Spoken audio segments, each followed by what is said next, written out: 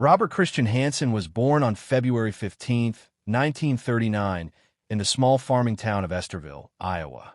His father was a Danish immigrant who had come to America to build a stable life. He opened a bakery, and from the very beginning, he demanded discipline, responsibility, and obedience from his children. Robert grew up in this strict household where work came before everything else. From his earliest years, Robert was different from other children. He was painfully shy, soft-spoken, and struggled with a stutter that made him the target of cruel jokes. His acne was severe, scarring his face as he entered adolescence. Classmates teased him for his appearance, and every stumble in his speech brought more laughter. School, for most children, was a place to learn and to play. For Robert, it was a place of humiliation. When he wasn't at school, he was working. His father insisted he spend long hours helping in the bakery, waking before dawn to knead dough, carry sacks of flour, and serve customers. The smell of fresh bread filled the air every morning, but for Robert, the bakery was not a place of comfort. It was a place of obligation, where mistakes were not tolerated. He grew up with the weight of expectation pressing down on him. As he entered his teenage years, Robert retreated further into himself. He found it difficult to connect with girls. Whenever he tried, his stutter betrayed him, his acne embarrassed him, and his shyness kept him isolated. He began to develop a simmering resentment toward women. He wanted their attention, but he felt invisible. He wanted their affection, but he was mocked instead. These feelings festered quietly, turning into dark fantasies of revenge. To escape his loneliness, Robert turned to hobbies that didn't require social skills. He learned to hunt. Alone in the woods, rifle in hand, he felt a sense of control he never had around people. He stalked animals patiently, waiting for the perfect shot. Each successful hunt gave him confidence that eluded him in daily life. The wilderness became his sanctuary. It was here that he began blending two worlds, the shame of rejection and the thrill of domination. In 1960, when Robert was 21, his anger boiled over. He set fire to a school bus garage, burning down 3 buses. For this act of arson, he was arrested and sentenced to prison. During his time behind bars, psychologists noted that he had bipolar disorder and antisocial tendencies. But the seriousness of his condition was brushed aside. After serving just 20 months, he was released. Robert tried to start over. He married, divorced, and then remarried. He maintained steady work, returning to the bakery trade, and tried to appear as a normal man. But beneath the surface, his old resentments and fantasies lingered. In the late 1960s, Robert and his second wife moved to Alaska, settling in Anchorage. The move was meant to be a fresh start. Anchorage at the time was a frontier city, rough around the edges but filled with opportunity. Robert opened a bakery of his own, and before long, he became a familiar figure in the community. Customers described him as polite, hard-working, even generous. He provided bread and pastries for neighbors, coached at a local archery club, and raised 2 children with his wife. On the surface, he was an ordinary family man, but his private world told a different story. He continued hunting, and his skill in the wilderness grew legendary. He held records for trophy animals, including moose and sheep, and proudly displayed them. His reputation as a hunter gave him respect, something he had never known in his youth. But his hunting was not confined to animals.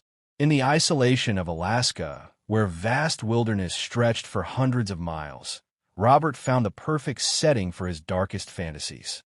During the 1970s, Anchorage saw a growing sex trade. Bars, clubs, and streets were filled with women working as dancers or sex workers, many of them transient, with no close ties to the community. To Robert, these women were invisible, just as he had once felt invisible. They became his targets. Robert developed a method that combined his 2 worlds, his resentment toward women and his skill as a hunter. He would approach women with offers of money or by threatening them with a weapon. Once they were under his control, he transported them to his remote cabin or into the wilderness. There, his ritual began. He would sometimes assault them, sometimes restrain them for hours, but eventually he released them into the forest. With his hunting rifle or bow in hand, he pursued them like prey. He stalked them through the trees, watching them stumble over roots and cry out in terror. For Robert, this was the ultimate hunt. He controlled the terrain, the weapons, and the outcome. When he decided the chase was over, he killed them, leaving their bodies buried in shallow graves scattered across the Alaskan landscape. For years, women disappeared around Anchorage. Some bodies were found, others vanished completely, their remains hidden in the vast wilderness. Police noticed the pattern but struggled to identify a suspect. Robert Hansen was the last man anyone would expect. He was a baker, a father, a churchgoer, and a respected hunter. His quiet demeanor hid the predator inside him. In 1983, his crimes began to unravel. A young woman named Cindy Paulson was abducted by Robert. She endured hours of assault, chained and threatened, but when he left her briefly unattended, she seized her chance. Still in shackles, barefoot and terrified, she escaped and ran into the streets. She flagged down a truck driver, who helped her reach the police. Cindy's account was detailed and consistent. She described Robert Hansen's appearance, his car, his home, and the weapons he had used. At first, investigators hesitated. Hansen had no history that fit the profile of such a violent predator. But Cindy's testimony could not be ignored. Detectives began to dig deeper. They discovered inconsistencies in Hansen's alibis and obtained a search warrant for his home. What they uncovered confirmed Cindy's story. Hidden in his property were trophies belonging to missing women, jewelry, identification cards, and other personal items. Most chilling of all was a map. On it, Robert had marked dozens of locations deep in the Alaskan wilderness. Each X represented a burial site. Faced with the evidence, Robert eventually confessed. He admitted to abducting women, releasing them into the wild, and hunting them down. He described the thrill of the chase, the power he felt as his victims fled through the trees, and the satisfaction of killing them. He claimed at least 17 victims, but investigators believe the true number could be closer to 30. In 1984, Robert Hansen was sentenced to 461 years in prison without the possibility of parole. His quiet life as a baker and community man was exposed as a facade, hiding one of the most sadistic killers in American history. He died in 2014, still imprisoned, leaving behind unanswered questions about how many lives he truly ended. To this day, the story of Robert Hansen haunts Alaska. The wilderness, once a place of freedom and beauty, became his hunting ground. The women who vanished into the trees are remembered not only for the horror they endured, but for the silence that allowed him to kill for more than a decade. Next story. Albert Fish was born on May 19, 1870, in Washington, D.C., into a family whose roots were already tangled with madness. His father was 75 years old when Albert was born, a man far past the usual age of fatherhood, frail and detached. His mother was decades younger, burdened by poverty and responsibility. Around them stretched a city where the divide between wealth and desperation was stark. Some neighborhoods gleamed with prosperity, while others sank into decay. It was in this lower end of society that Albert took his first breaths. From the beginning, instability marked his world. His family carried a long history of mental illness. Relatives had been committed to asylums. Others had been consumed by hallucinations, delusions, or sudden bursts of violence. Into this inheritance of instability, Albert was born small, quiet, and watchful. When Albert was just 5 years old, his father died. The loss left his mother unable to support the family. With no income, she placed him in an orphanage, a decision that would shape his mind in ways no one could have predicted. The orphanage was a place of suffering. Children were beaten regularly, lined up for punishment that came with belts, switches, and whips. The building itself was stark, its walls echoing with cries. For many children, these punishments broke their spirit. But for Albert, they awoke something twisted. He found that the sting of the belt and the burn of the switch did not repel him. Instead, they stirred feelings of excitement. At an age when most children sought comfort, Albert began linking pain with pleasure. He grew older, and the association deepened. Other boys left the orphanage hardened, but still whole. Albert left with compulsions rooted in self-punishment and secret pleasure. He began experimenting with pain on his own body. Later in life, X-rays would reveal dozens of needles embedded deep in his flesh, object he had inserted himself and left there for years. Leaving the orphanage did not mean freedom. His mother struggled, and Albert worked odd jobs. By adolescence, he was already drifting. He discovered that he was attracted to boys, but his desires were tangled with violence. He sought out situations where he could both dominate and hurt, blurring lines between sexuality and cruelty. In his 20s, Albert began wandering from city to city. He worked as a house painter, a handyman, sometimes a servant. His thin frame, gray hair, and quiet demeanor allowed him to blend in. People saw him as a poor, odd little man, never suspecting the storm of fantasies inside him. He married briefly and had 6 children. On the surface, he was a father, feeding his family and living quietly. But even within his home, his darkness showed. He told his children disturbing stories, encouraged violent games, and sometimes stood naked in the house, beating himself with paddles studded with nails. His wife eventually left him, but Albert hardly seemed troubled. His secret life had already consumed him. By the early 1900s, America's growing cities became his hunting ground. Streets filled with immigrants, poor families, and homeless children. Hunger drove many young ones to accept food or work from strangers. Albert learned to exploit this desperation. He would approach children with promises of a meal, candy, or a small job, and then lead them away. Some he assaulted, some he tortured, some he killed. He was not a man of sudden rage, but of ritual. Pain was central to his crimes. He cut, he mutilated, he consumed. Cannibalism became part of his routine. He described it later with chilling calmness, speaking of the taste, the preparation, the details that left investigators shaken. His crimes spread across states. He traveled constantly, drifting from one city to another, and the law could not keep up. Communication between jurisdictions was poor. A missing child in New York had no connection, on paper, to a disappearance in Pennsylvania. Fish used this disarray to vanish into the background again and again. One of his most infamous acts came in 1928 with the Budd family. He originally set his sights on Edward Budd, a young man looking for work. Fish posed as a wealthy farmer offering employment, convincing the family of his kindness.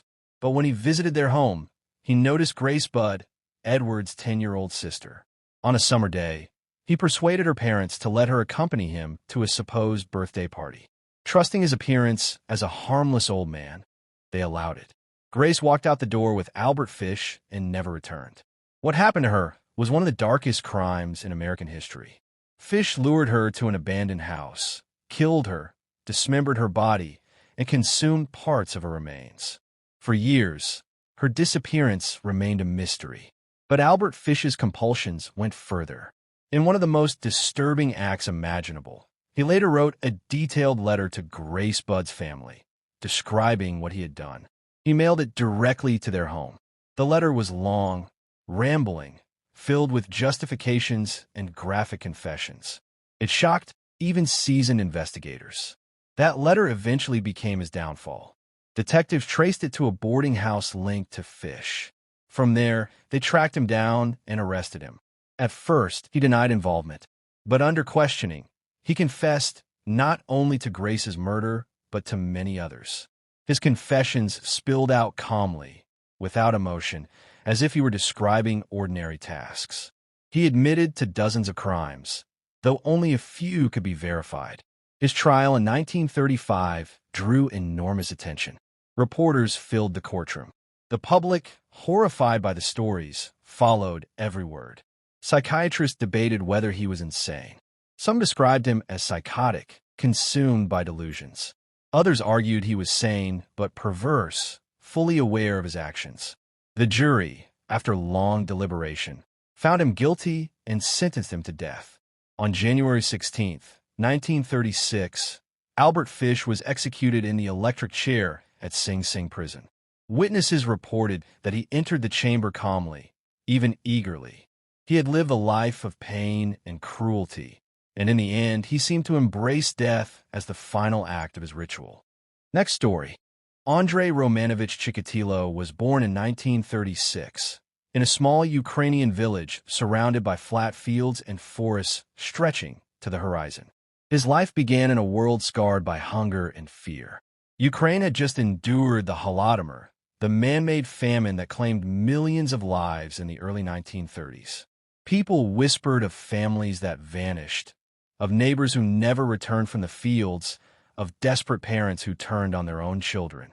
Even as food slowly returned, the shadow of starvation lingered, and every family carried stories of loss. The Chikatilo household was no different. They lived in a one-room hut of rough wood, its roof patched with scraps, the earth floor uneven and cold. Nights were bitter, and chickens and goats shared the space because they were too valuable to leave outside. Privacy did not exist. Young Andrei grew up hearing his parents' whispered arguments, his mother scolding him harshly for bedwetting, and his father's absence looming. Roman, his father, was drafted into the Red Army and captured by the Germans during the Second World War. In the Soviet Union, capture was seen as dishonor. When he finally returned after years in a prisoner of war camp, neighbors spoke of him with contempt, and Andrei carried that stigma. His mother, hardened by deprivation, told him stories meant to wound, that his older brother had disappeared during the famine, taken by neighbors and eaten. Whether true or not, it left a permanent scar on Andrei's imagination. Andrei was a pale, frail child, plagued by health problems and mocked by others. He played little, retreating into books. He devoured history, politics, and literature, losing himself in words. Reading gave him escape, but deepened his isolation. His shyness turned to awkwardness, and his inability to connect with girls filled him with shame. By adolescence, Andrei discovered another humiliation. He was impotent, unable to perform sexually. In a society where masculinity meant strength and virility, this secret filled him with insecurity and anger, even though he tried to hide it behind hard work and study. Determined to rise above his poor beginnings, he pursued education but failed university entrance exams repeatedly. Eventually, he found work as a teacher. Teaching gave him status and control, but also access to students. Soon he crossed boundaries, brushing against them, exposing himself, touching them. Parents complained, but Soviet bureaucracy prized silence. Instead of punishment, he was quietly transferred from one school to another, his record unmarked, giving him freedom to continue. In 1978, Chikatilo committed his first known murder. He lured 9-year-old Yelena to a house he had just purchased, offering treats and companionship. When she resisted, he panicked. His impotence again left him frustrated, and in frenzy he stabbed her repeatedly. Her body was dumped in a nearby river. Another man was falsely accused, convicted, and executed. Andrei walked free. That failure of justice sealed the fate of many more. Once he realized murder relieved his tension, he could not stop. Train stations and bus stops became his hunting grounds. These were filled with children running errands, teenagers traveling, women visiting family. Many were vulnerable, poor, or alone. With his glasses and quiet demeanor, he appeared harmless, even trustworthy. One by one, he led them away, into forests where the wind drowned their cries, into fields where only the rustle of grass bore witness, into abandoned buildings where silence ruled. His attacks were frenzied, stabbing over and over, sometimes dozens of times. He mutilated genitals, gouged eyes, carved flesh. For him, killing became both release and ritual. For investigators, the murders were a nightmare. In the Soviet Union of the 1980s, serial killing was not acknowledged. To admit it was to admit weakness in the state. Each case was filed separately, while police were pressured to close investigations quickly. Innocent men were accused, interrogated, even executed, while the true killer walked free. By the mid-1980s, fear spread across the Rostov region. Parents warned children not to linger at stations. Villagers whispered of a monster. Bodies kept appearing, their condition too horrific to describe. In 1984, Chikatilo was briefly arrested, his behavior suspicious, his history troubling, but there was no physical evidence. He was released. The killings resumed almost immediately. Over the next years, the body count grew. He killed boys, girls, young women, sometimes several in quick succession. At one point, 4 victims in just 2 weeks. Each time, the frenzy deepened. His compulsion no longer had limits. By 1990, with the Soviet Union itself crumbling, authorities finally assembled a full task force. Investigators mapped murders, tracked patterns, and watched stations. One cold November day, they saw Chikatilo lingering at a Rostov station, circling young women. When stopped, he carried a knife, rope, and stained clothing. This time, he was not released. In custody, he resisted at first. Days stretched into nights. Then he began to speak. Confessions poured out. 52 murders described calmly, even proudly, with details only the killer could know. His 1992 trial was infamous. The courtroom was packed. Families of victims screamed at him, their grief spilling into rage. Chikatilo behaved erratically, shouting, stripping, pretending madness. But the evidence was overwhelming. He was convicted of 52 murders. On February 14, 1994, in a Rostov prison, Andrei Chikatilo was executed with a single gunshot to the back of the head. He was buried in an unmarked grave. He was called the Butcher of Rostov, the Red Ripper, a man shaped by famine, war, humiliation, and anger, whose compulsions thrived in a system too rigid to stop him. For more than a decade, he stalked train stations and villages, preying on the vulnerable, leaving behind a legacy of fear that lingers even today. Next story. David Parker Ray was born on November 6, 1939, in Belen, New Mexico. His childhood, like so many of the men who would later descend into violence, was steeped in instability. His father was an abusive alcoholic who beat his wife and children, and his mother, unable to endure the cruelty, eventually abandoned the family. David and his sister were left to be raised by their strict grandparents. Growing up, David was quiet, withdrawn, awkward. He was bullied in school, mocked for his shyness, his lack of confidence, his inability to connect with others. Teachers remembered him as intelligent but distracted, always drifting somewhere inside his own head. The seeds of something darker were being planted. As a teenager, he discovered pornography, but not the harmless kind. He gravitated toward violent, sadistic images, drawings of torture, magazines that depicted women's suffering. He began collecting them, hiding them, building a secret world that he fed with violent fantasies. Those fantasies grew. Soon he was sketching his own images, women tied up, chained, tortured. His classmates saw hints of this, but in the conservative, rural world of 1950s New Mexico, such things were quietly ignored. By the time he reached adulthood, David was a man divided. On the surface, he lived an ordinary life. He joined the army, trained as a mechanic, learned discipline and skill with machines. After his service, he returned to civilian life and worked steady jobs, including as a state park maintenance man. People who met him often described him as polite, soft-spoken, even gentle. But beneath the mask, his private world of violence and control was growing larger and more elaborate. Ray eventually married and divorced several times. Each marriage collapsed under the weight of his hidden obsessions. His partners described him as secretive, cold, unable to form normal intimacy. Meanwhile, his fantasies escalated. He dreamed not only of hurting women, but of creating a place where he could fully control them, a space designed for torment, for domination, for his darkest desires. That dream became reality in a soundproof trailer he built in the desert outside of Elephant Butte, New Mexico. The trailer became known as the Toy Box. Inside, Ray constructed what looked like a torture chamber. There were chains, pulleys, clamps, whips, surgical tools, and even homemade devices built for inflicting pain. He wired the space with restraints and recording equipment. He decorated the walls with diagrams of naked women in chains, charts showing methods of torture, and shelves lined with implements designed for cruelty.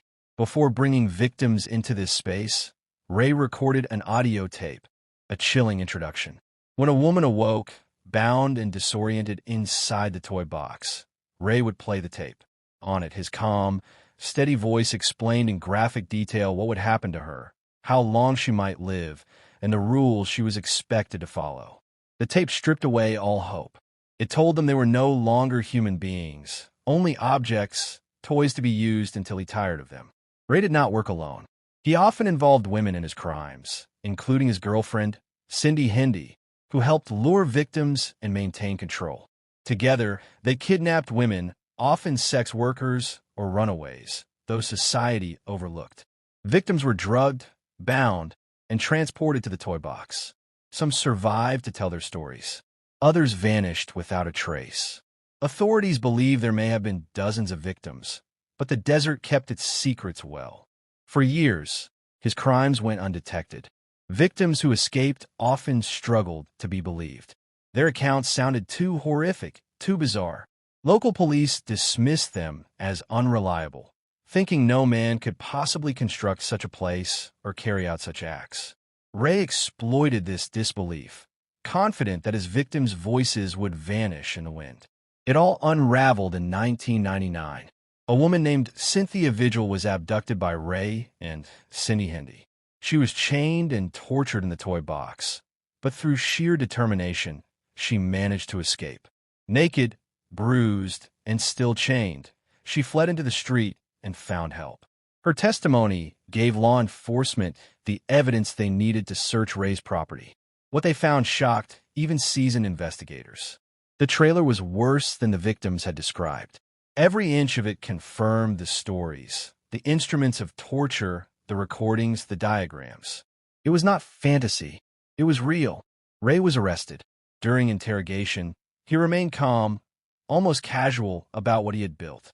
He denied killing anyone, claiming he only tortured and released his victims, but police suspected otherwise. Too many women had vanished in the area over the years. Too many stories lined up with his methods.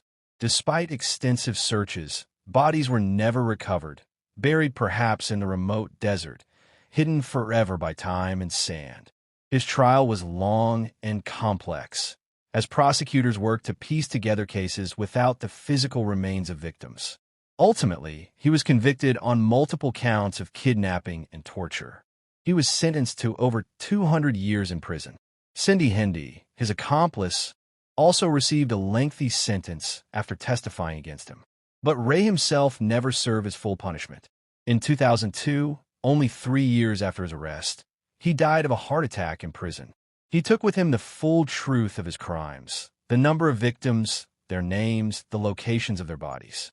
To this day, the toy box killer remains one of the most disturbing cases in American criminal history, not only for the cruelty he inflicted, but for the methodical, organized way he built a world for his obsessions. His trailer stood as a monument to the darkest parts of the human mind, a place where suffering was engineered with precision. For the people of New Mexico, the desert will always hold a shadow, the memory of a man who used its vastness to hide his crimes, and the haunting thought of how many voices were silenced there. Next story. Richard Trenton Chase was born on May 23, 1950, in Santa Clara County, California. From the very beginning, his life was marked by instability. His family was troubled. His father was strict, controlling, and often abusive. His mother struggled with her own mental health, and the home environment was filled with tension, anger, and fear. For a young boy, there was little comfort. As a child, Richard began showing signs that something was wrong. He was withdrawn, awkward, and unable to form strong connections with others. He had trouble following rules, and his behavior became more disturbing as he grew. Neighbors and teachers noticed early warning signs. He set small fires. He displayed cruelty toward animals, and he went to bed far beyond the age when most children stopped.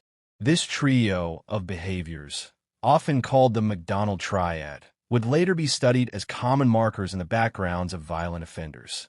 In adolescence, Richard became more isolated. He had almost no friends. He was painfully shy around girls, but beneath that shyness was frustration and anger. He also developed health obsessions. He complained constantly about his body, convinced that something was wrong with him. He believed his heart would stop beating, that his blood was turning to powder, that his stomach was rotting from the inside. Doctors found no evidence of these things, but his mind refused to let go of the delusions. By his teenage years, Richard began experimenting with drugs, marijuana, LSD, and later stronger substances. These only fueled his paranoia. His mental health spiraled. He became convinced that he was losing control of his body. He thought his blood was disappearing, that he was dying of strange internal diseases.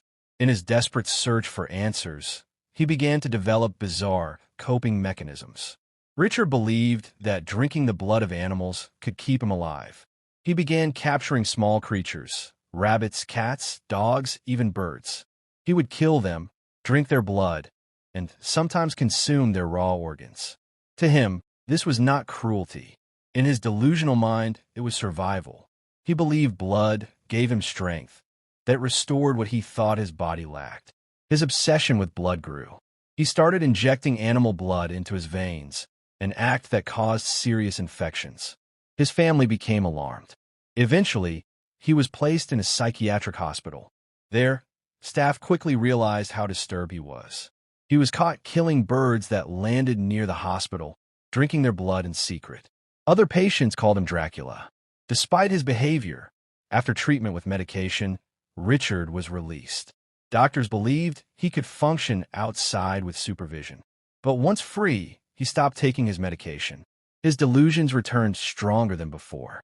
He moved into a small apartment in Sacramento, where his strange behavior escalated. Neighbors noticed he walked around naked, smeared with blood. He covered his walls and furniture in animal remains. He became thinner, more paranoid, more disconnected from reality. In 1977, Richard committed his first known murder. He shot and killed a man in a drive-by shooting, chosen at random.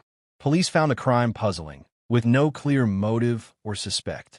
Richard had killed to see if he could, and having done so, he wanted more.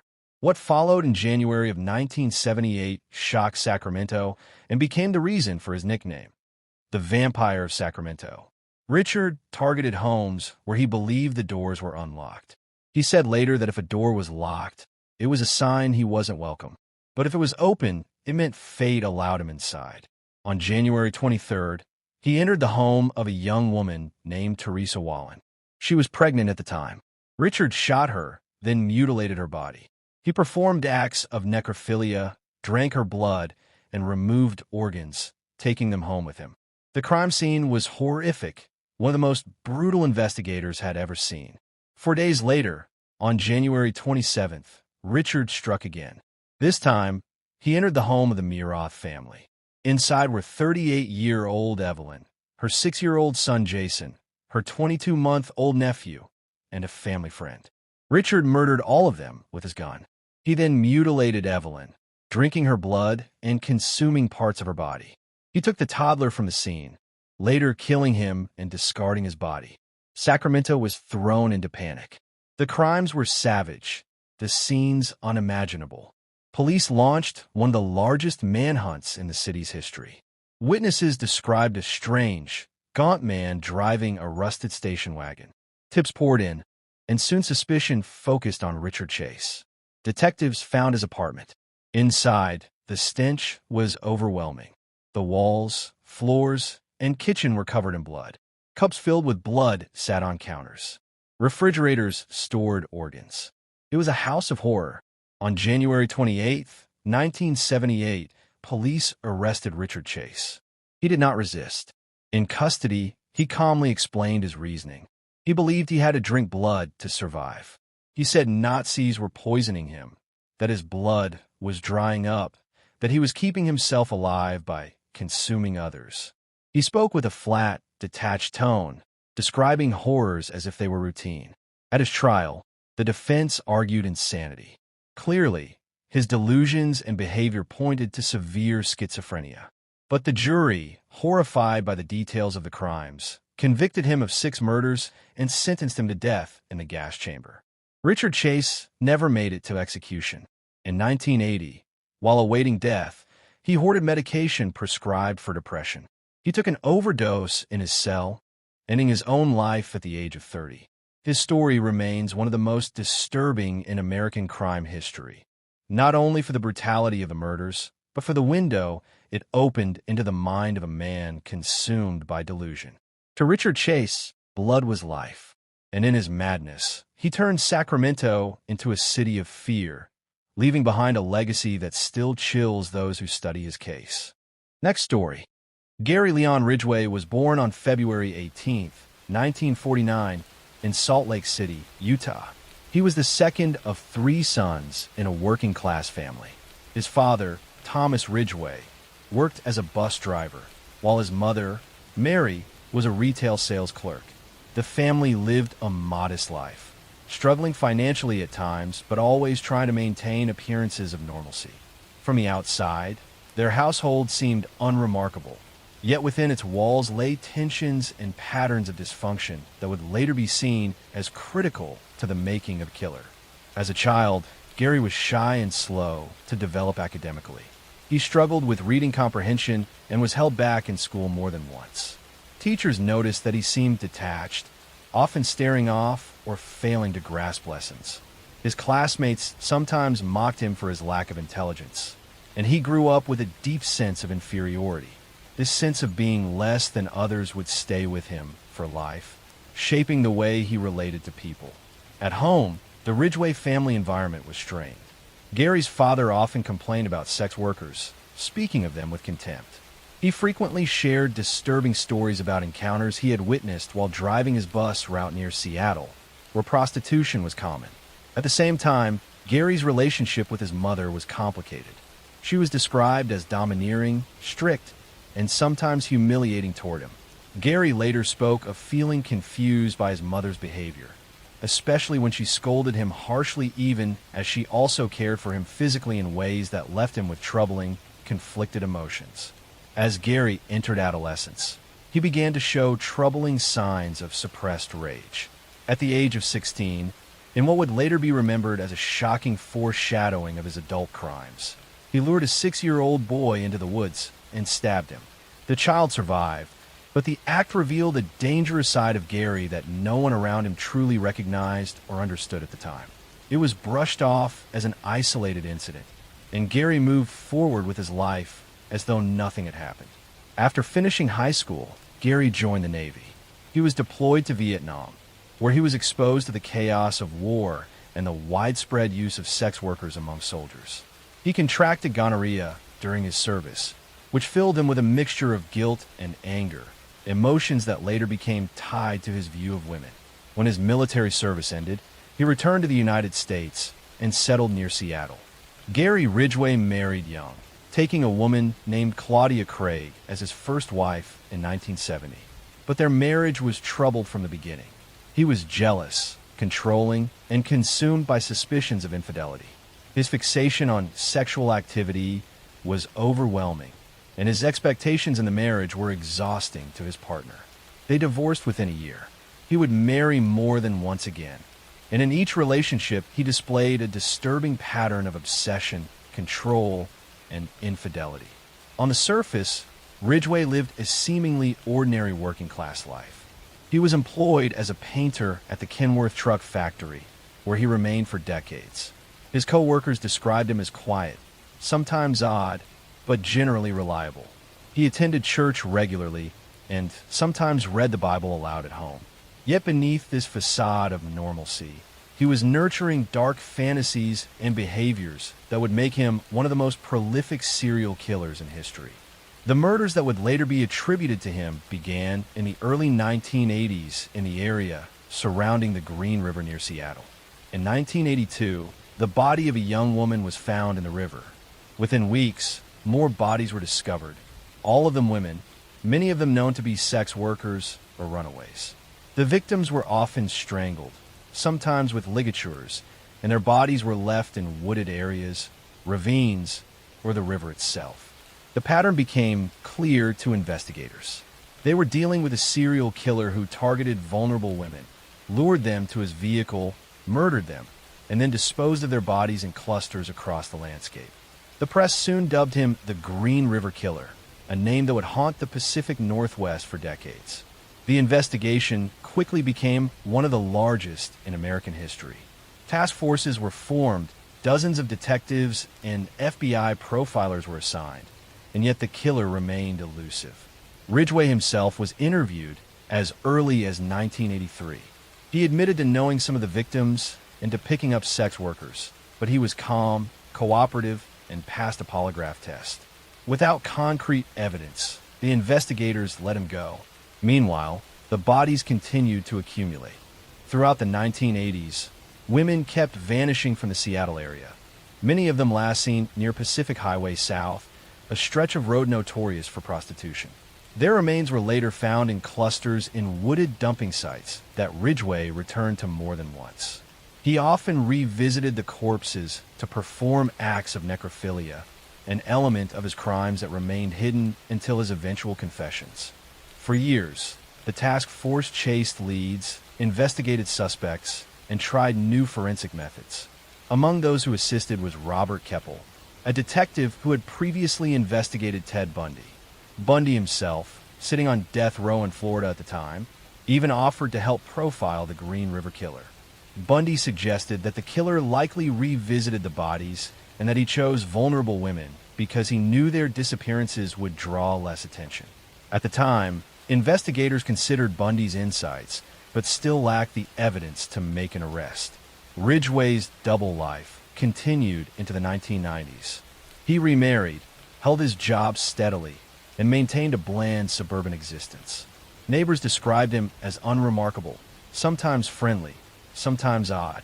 Few suspected that the quiet man who mowed his lawn and attended barbecues was hiding the darkest of secrets.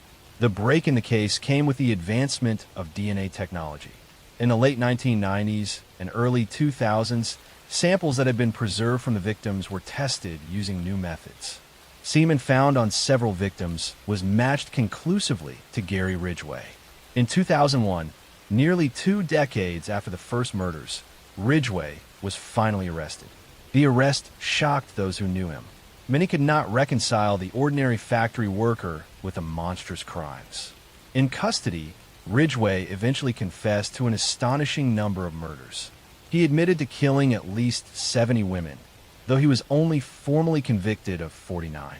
His confessions revealed chilling details. He spoke matter-of-factly, with no visible remorse, explaining how he chose women he thought no one would miss, how he strangled them in his truck or home, and how he returned to their bodies long after their deaths. In 2003, Ridgway accepted a plea bargain that spared him the death penalty in exchange for full cooperation. He led investigators to previously undiscovered remains and described his methods in cold detail. The families of the victims attended hearings, listening as he recounted the deaths of their loved ones. For many, it was a devastating experience, but it also brought answers after decades of uncertainty. Ridgway was sentenced to life in prison without parole, serving his time at the Washington State Penitentiary. He remains there to this day, one of the most prolific serial killers in United States history. Story 2. John Wayne Gacy was born on March 17, 1942, in Chicago, Illinois, into a blue-collar family of Polish and Danish descent. His father, John Stanley Gacy, was a World War I veteran and auto repair machinist who carried the scars of alcoholism and a violent temper. His mother, Marion, was described as a kind and protective woman who tried to shield her children from the worst of their father's anger.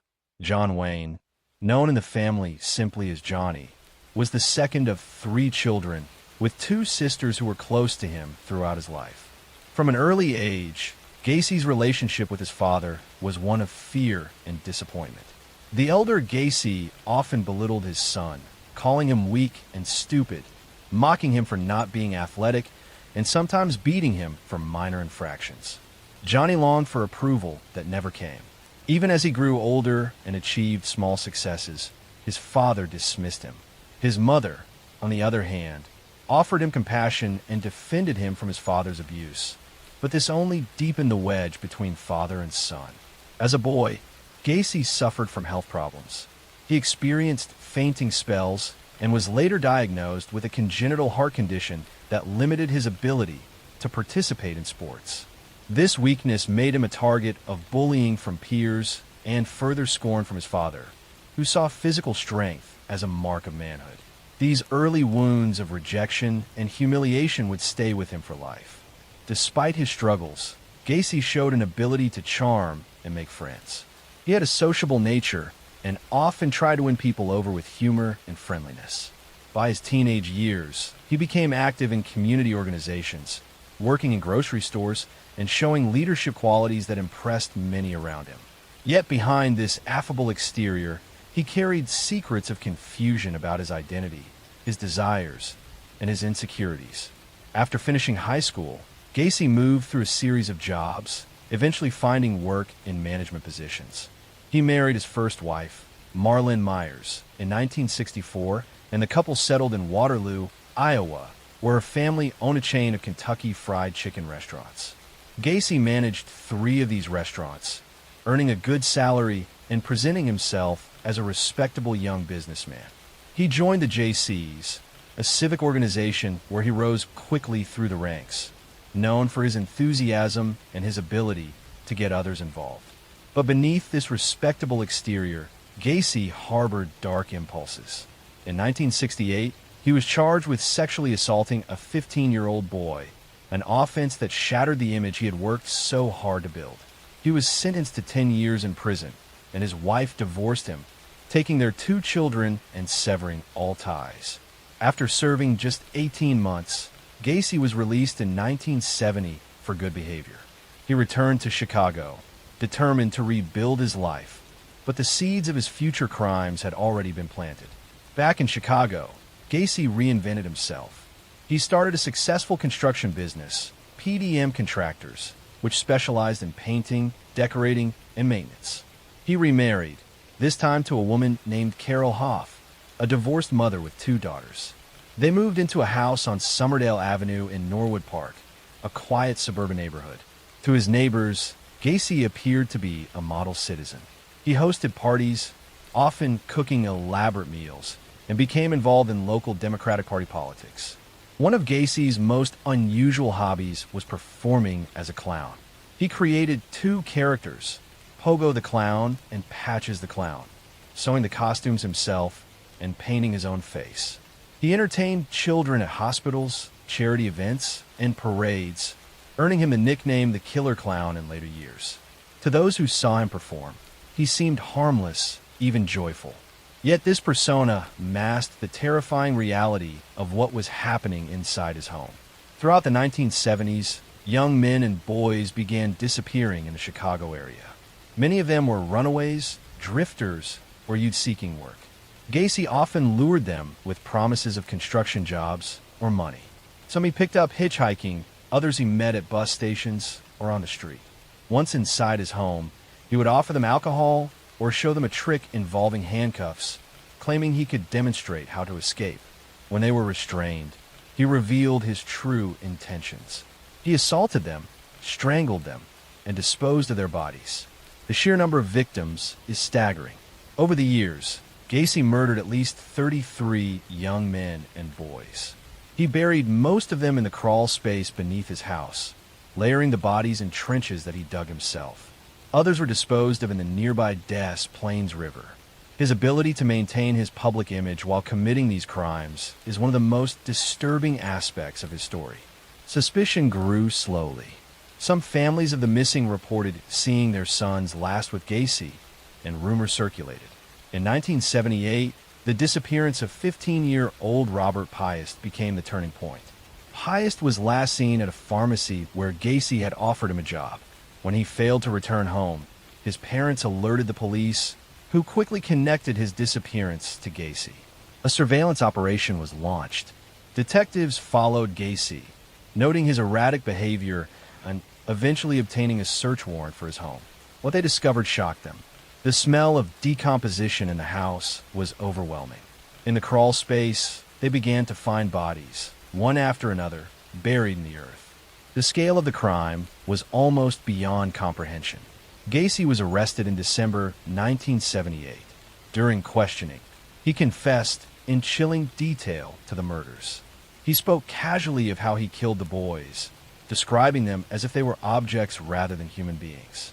The trial began in 1980 and lasted for weeks. The prosecution presented overwhelming evidence, while the defense tried to argue insanity. But the jury was unmoved. Gacy was found guilty of 33 murders, the largest number attributed to one person in United States history at that time. He was sentenced to death. For years, he lived on death row at Menard Correctional Center, appealing his sentence and maintaining at times that he was innocent, at other times admitting to the crimes.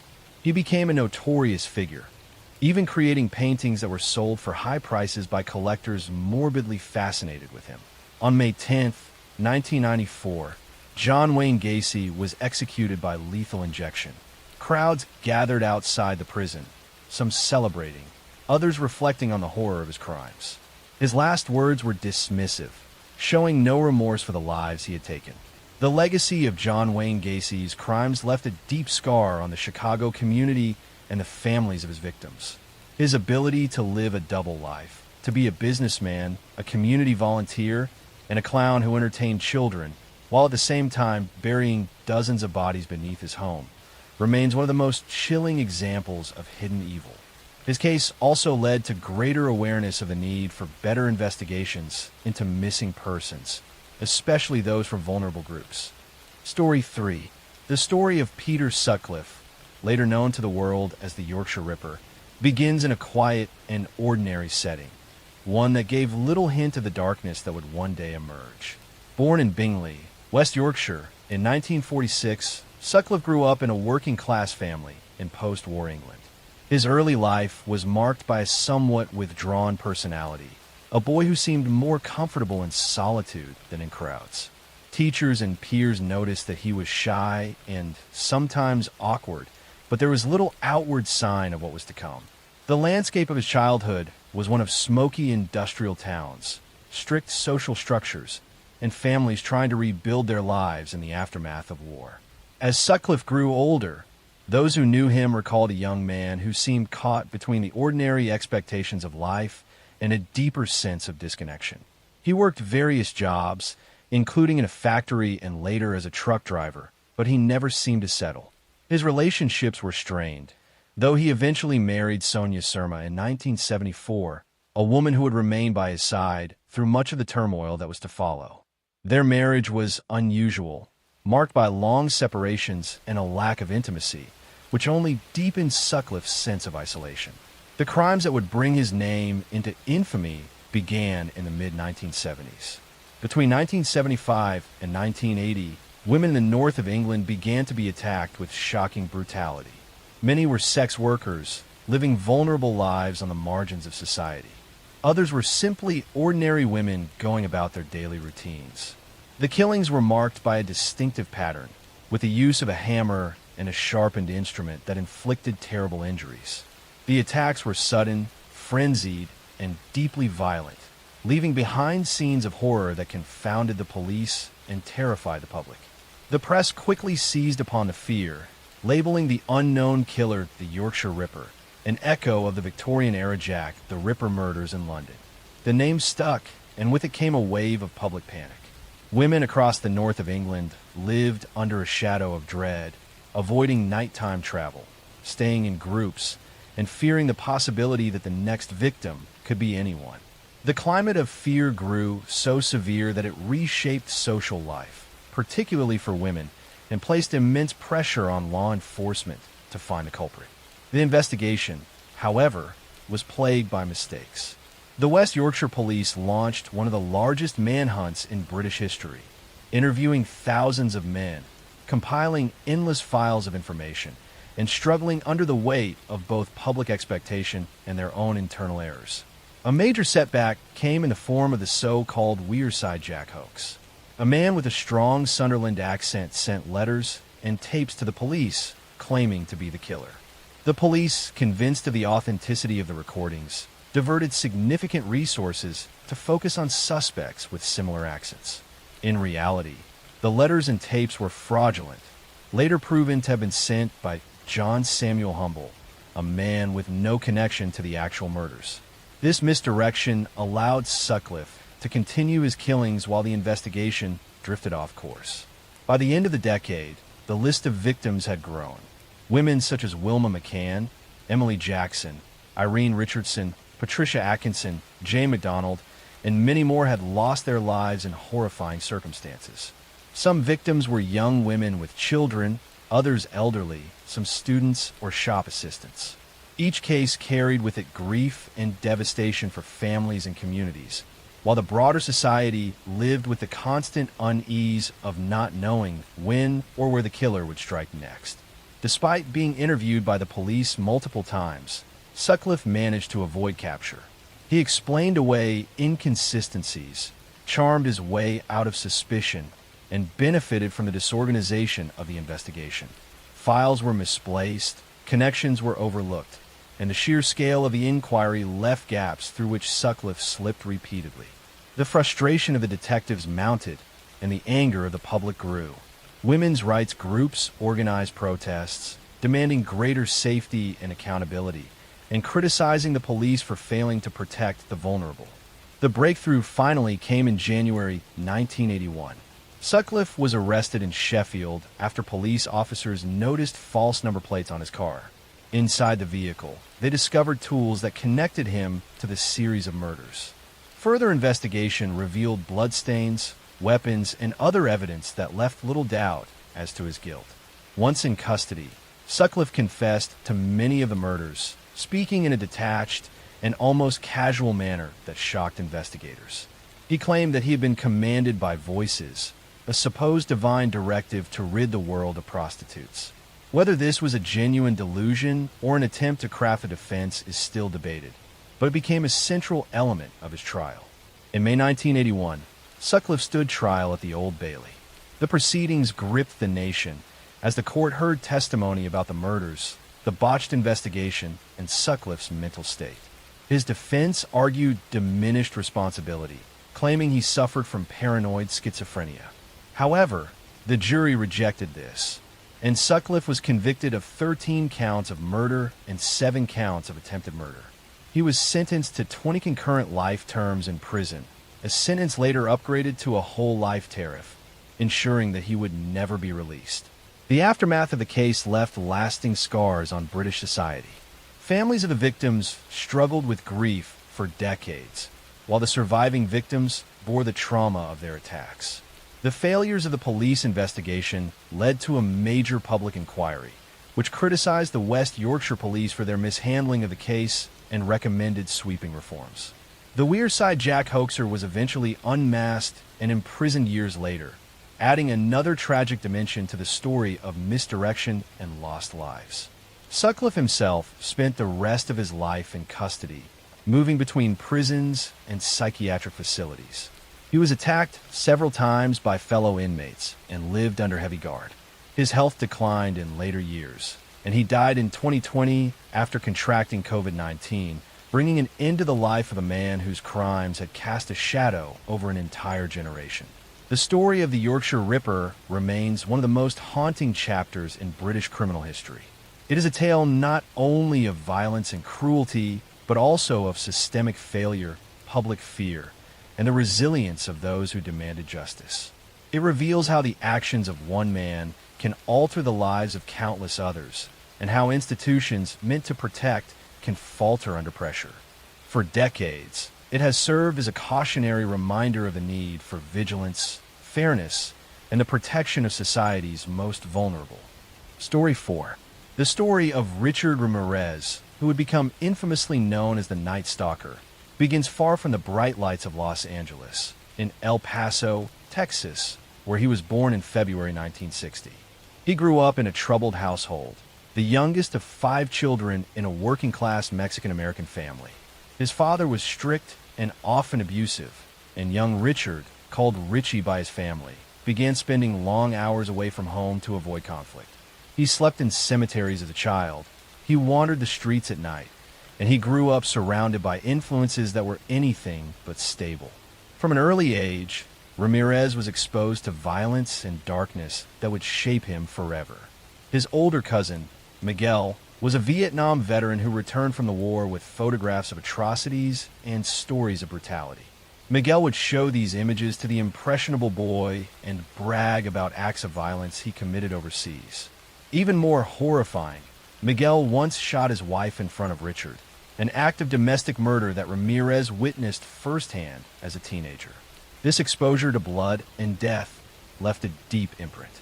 Ramirez's adolescence spiraled further into delinquency. He experimented with drugs, including LSD, and developed a fascination with Satanism, black magic, and horror. He idolized serial killers and murderers, studying their crimes as if they were role models. By his late teens, he was committing burglaries, drifting between jobs, and spending nights wandering city streets. Eventually, he left Texas for California, where the anonymity of Los Angeles provided the perfect landscape for his descent into crime. The wave of violence that earned him his place in history began in 1984. The first known murder linked to him was that of Jenny Vincow, a 79-year-old woman who was brutally attacked in her Los Angeles apartment. Her death bore the hallmarks of the savagery that would characterize many of his crimes: forced entry, overwhelming violence, and sexual assault. At first, the murder seemed isolated, but within months, the pattern grew. In 1985, Los Angeles was gripped by terror. Ramirez embarked on a spree of home invasions, murders, rapes, and assaults that appeared almost random in their targets. He attacked the young and the elderly, men and women, people of different races and backgrounds.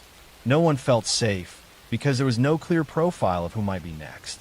He entered homes at night, often through unlocked windows or doors, and his victims woke to unspeakable violence. Some were shot, others stabbed, many bludgeoned. He left behind scenes of horror that investigators struggled to connect at first, but soon the public and police alike realized they were facing one of the most sadistic criminals in modern American history. Ramirez developed a ritualistic pattern. He used guns, knives, or blunt objects. He often assaulted women sexually, sometimes in front of their partners or children. He forced his victims to swear to Satan, leaving behind pentagrams drawn in lipstick or carved into skin. The press seized on these satanic connections, fueling fear that the Night Stalker was not merely a murderer, but part of something even darker. The city of Los Angeles descended into paranoia. Hardware stores sold out of locks and guns. People double-bolted doors, installed alarms, and slept with weapons nearby. The heat of the summer in 1985 made this even more difficult, as residents kept their windows closed in fear. Every creak of the night became a cause for panic. The randomness of Ramirez's targets made him particularly terrifying. Unlike other killers who focused on specific types of victims, Ramirez struck without pattern, so no one felt safe.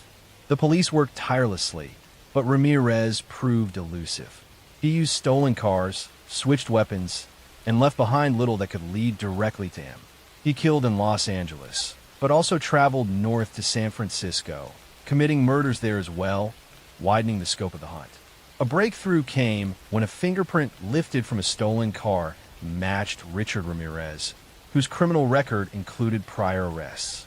His face was soon plastered across newspapers and television screens, and the entire state knew his name. The capture of Richard Ramirez was almost cinematic in its drama. In August 1985, a resident in East Los Angeles recognized Ramirez from a newspaper photo. By chance, Ramirez had entered a local store and noticed his own face staring back at him from headlines. He attempted to flee, but was chased by a group of local residents. They cornered him, beat him, and held him down until police arrived. The Night Stalker had been brought down not by elite detectives, but by ordinary citizens who refused to let him escape. His trial was one of the most sensational in American history. Beginning in 1989, it stretched on for months, marked by shocking testimony, graphic evidence, and Ramirez's own disturbing behavior. He frequently flashed a pentagram drawn on his hand, shouted "Hail Satan" in court, and showed no remorse. His demeanor made him both feared and strangely idolized. Some followers wrote him love letters and attended his trial, drawn to his image as a dark antihero. But for the families of his victims, the trial was an agonizing ordeal, forcing them to relive the horrors inflicted by a man who seemed to revel in their pain. Ultimately, Ramirez was convicted of 13 murders, 5 attempted murders, 11 sexual assaults, and 14 burglaries. The evidence was overwhelming, and the jury sentenced him to death. He was sent to San Quentin State Prison, where he would remain for the rest of his life. Even in prison, Ramirez remained a figure of fascination and revulsion. He married a woman who had written to him while incarcerated, though their relationship eventually faded. He lived under the shadow of execution for more than 2 decades, appealing his conviction but never escaping his fate. In 2013, before his death sentence could be carried out, he died of complications related to B-cell lymphoma, ending his life behind bars. The legacy of Richard Ramirez's crimes is one of terror, sorrow, and unanswered questions.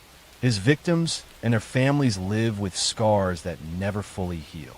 The communities he terrorized remember the summer of 1985 as a time when fear was constant, when the Night Stalker seemed to be everywhere and nowhere at once. His case also changed the way Americans understood crime, highlighting the vulnerability of ordinary households and the randomness of violence. The Night Stalker remains a chilling symbol of predatory cruelty, a man whose actions revealed the darkest corners of human capability. His story endures not because of who he was, but because of the devastating impact he had on countless innocent lives, and a reminder of how fragile safety can be when confronted with evil. Story 5. The story of Dennis Lynn Rader, who became known to the world as the BTK Killer, begins in the small city of Wichita, Kansas, a place that for many years felt far removed from the kind of horrors that would eventually unfold there. Dennis Rader was born in March of 1945 in the tiny community of Pittsburgh, Kansas, before his family eventually moved to Wichita. From the outside, he seemed to grow up in an ordinary Midwestern household, with both parents working hard to provide for their children. Yet even in his childhood, troubling patterns began to emerge. He later admitted that from a young age he experienced violent sexual fantasies, often imagining scenarios where he bound and controlled women. These fantasies never disappeared. Instead, they grew stronger as he matured, becoming the foundation for the crimes that would terrorize Kansas for decades. Rader graduated from high school in 1963 and spent a brief time in college before enlisting in the United States Air Force. He served from 1966 until 1970, and after returning to Kansas, he attempted to live what looked like an ordinary life. He married his wife Paula in 1971, settled down in the Wichita area, found steady work first in a meat packing plant and later with an outdoor supply company, and eventually became a compliance officer for the city of Park City, a suburb of Wichita. He was also active in his church congregation, even serving as president of the church council. To neighbors and colleagues, he seemed strict and somewhat odd, but far from dangerous. No one could have imagined the hidden life he was leading.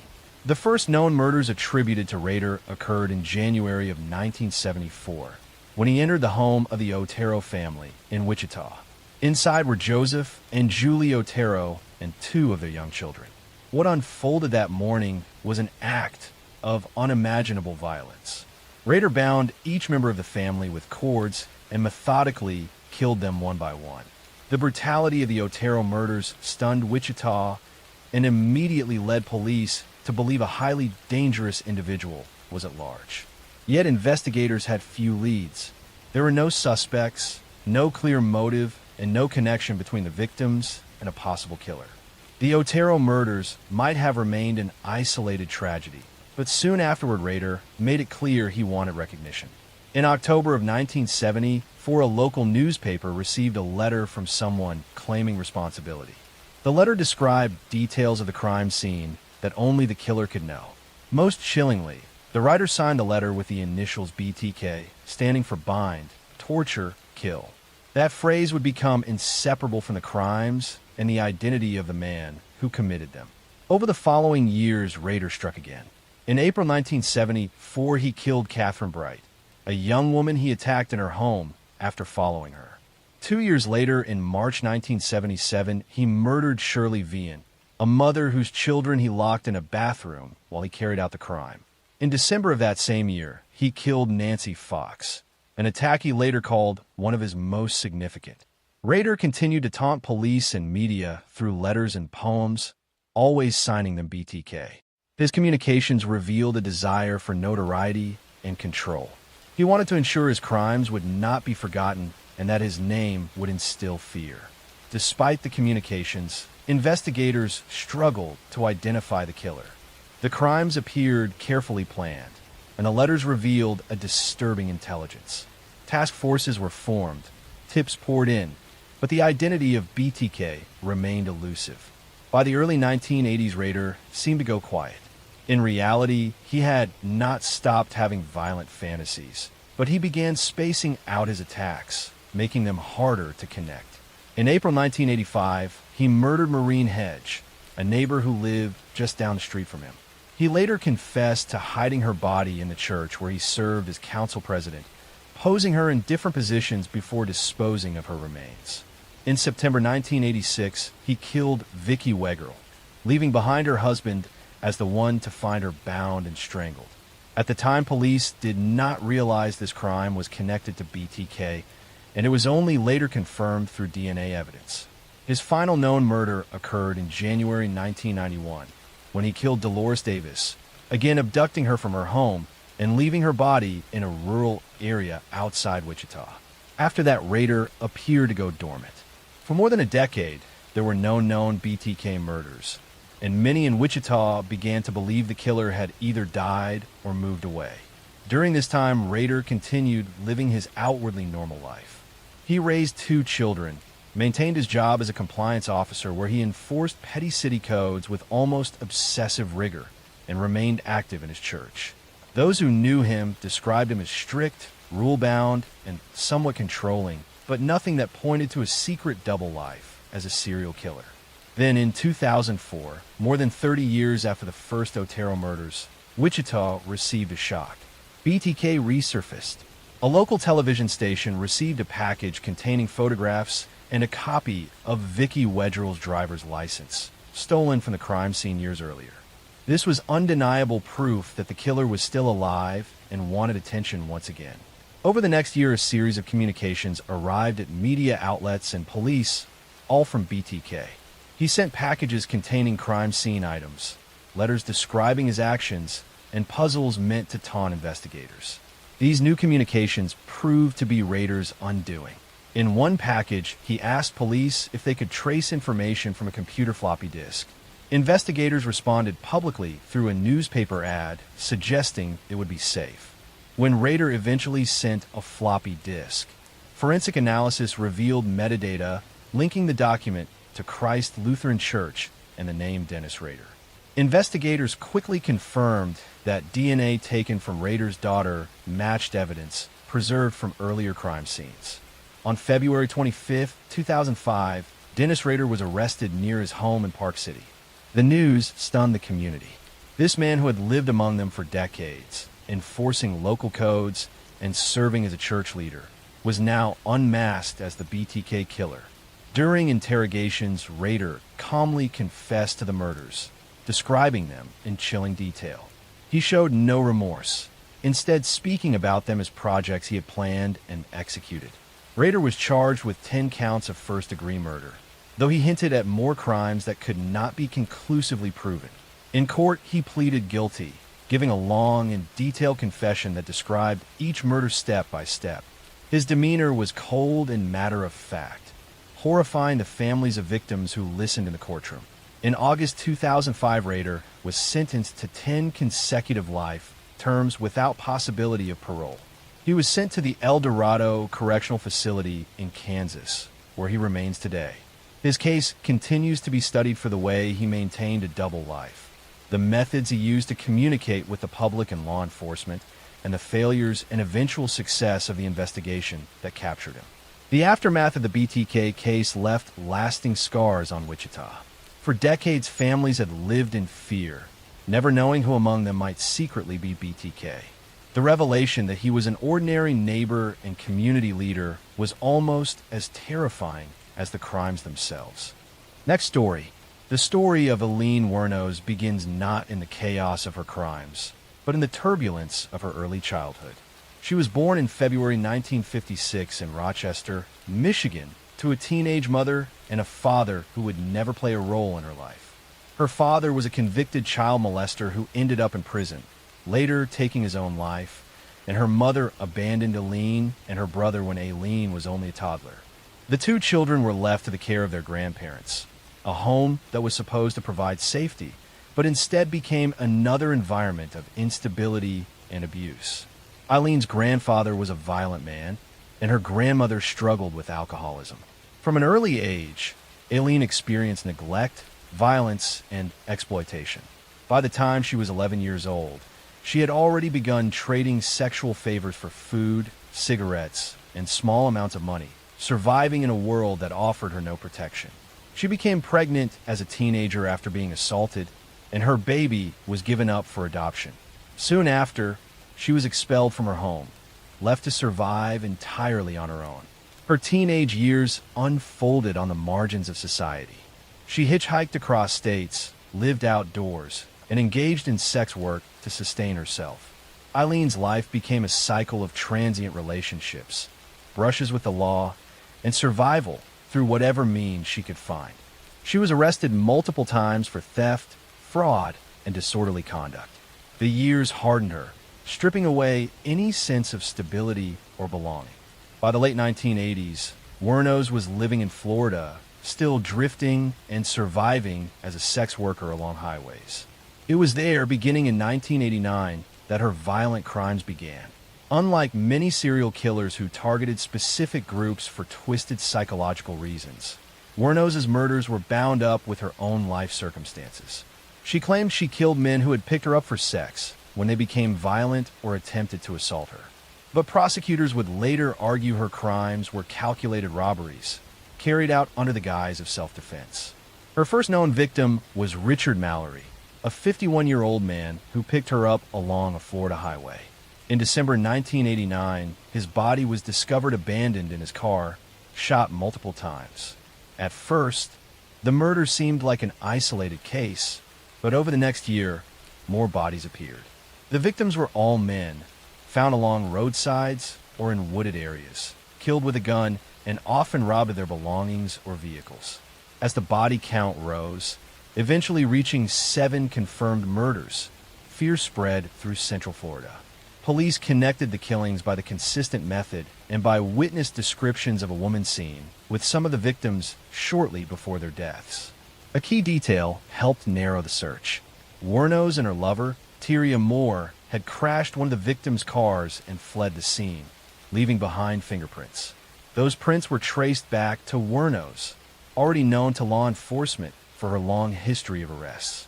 Investigators began a manhunt, but Wuornos was elusive, moving from cheap motels to bars, living in constant motion.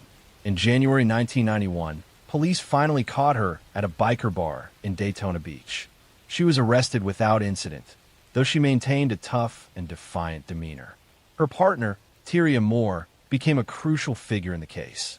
Pressured by investigators, Moore agreed to cooperate in exchange for immunity. She called Wuornos while under police surveillance, persuading her to confess to the killings. On tape, Wuornos admitted to several murders, repeating her claim that she acted in self-defense against violent clients. Her trial became a national spectacle. In 1992, she was tried for the murder of Richard Mallory, though evidence from other killings was also introduced. The jury heard not only about the crimes, but also about her troubled past, her years of abandonment and abuse. Yet prosecutors argued that her pattern of taking money, possessions, and cars from her victims showed her true motive. After only a short deliberation, the jury found her guilty of murder, and she was sentenced to death. In the years that followed, Wuornos faced additional trials for the other murders, each ending in further convictions and death sentences. She became one of the rare women on death row in the United States. Her demeanor in court was unpredictable. At times, she appeared calm and resigned. At other times, she lashed out, shouting at the judge, jury, or prosecutors, declaring her hatred for society and her belief that everyone was against her. Wuornos' story drew wide attention, not just because of her crimes, but because of the complicated questions they raised. Some saw her as a victim of abuse and exploitation, a woman who had been failed by every institution meant to protect her, whose violence was an extension of the violence inflicted upon her. Others saw her as a cold-blooded killer who preyed on men and used her history as an excuse. Her life and crimes became the subject of documentaries, books, and eventually the film Monster, which dramatized her story. But behind the media portrayal was a woman who lived nearly her entire life in pain, anger, and alienation. On October 9th, 2002, Aileen Wuornos was executed by lethal injection at Florida State Prison. She was 46 years old. In her final moments, she gave a rambling statement, referencing outer space, Armageddon, and her belief that she would return. She died quickly, ending a life that had been marked from childhood by violence and instability. The legacy of Aileen Wuornos remains controversial.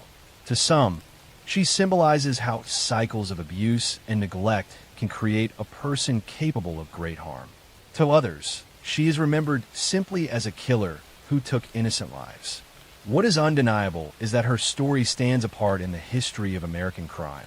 A rare example of a female serial killer whose crimes gripped the nation and left behind endless debate about justice, responsibility, and the roots of violence. Her life reminds us how deeply environment and trauma can shape a person, but also how society struggles to reconcile sympathy with accountability. For her victims and their families, the question of motive mattered little compared to the irreversible loss they suffered. For true crime history, the name Aileen Wuornos remains forever etched as both a cautionary tale and a chilling story of violence born from a life of suffering. Next story.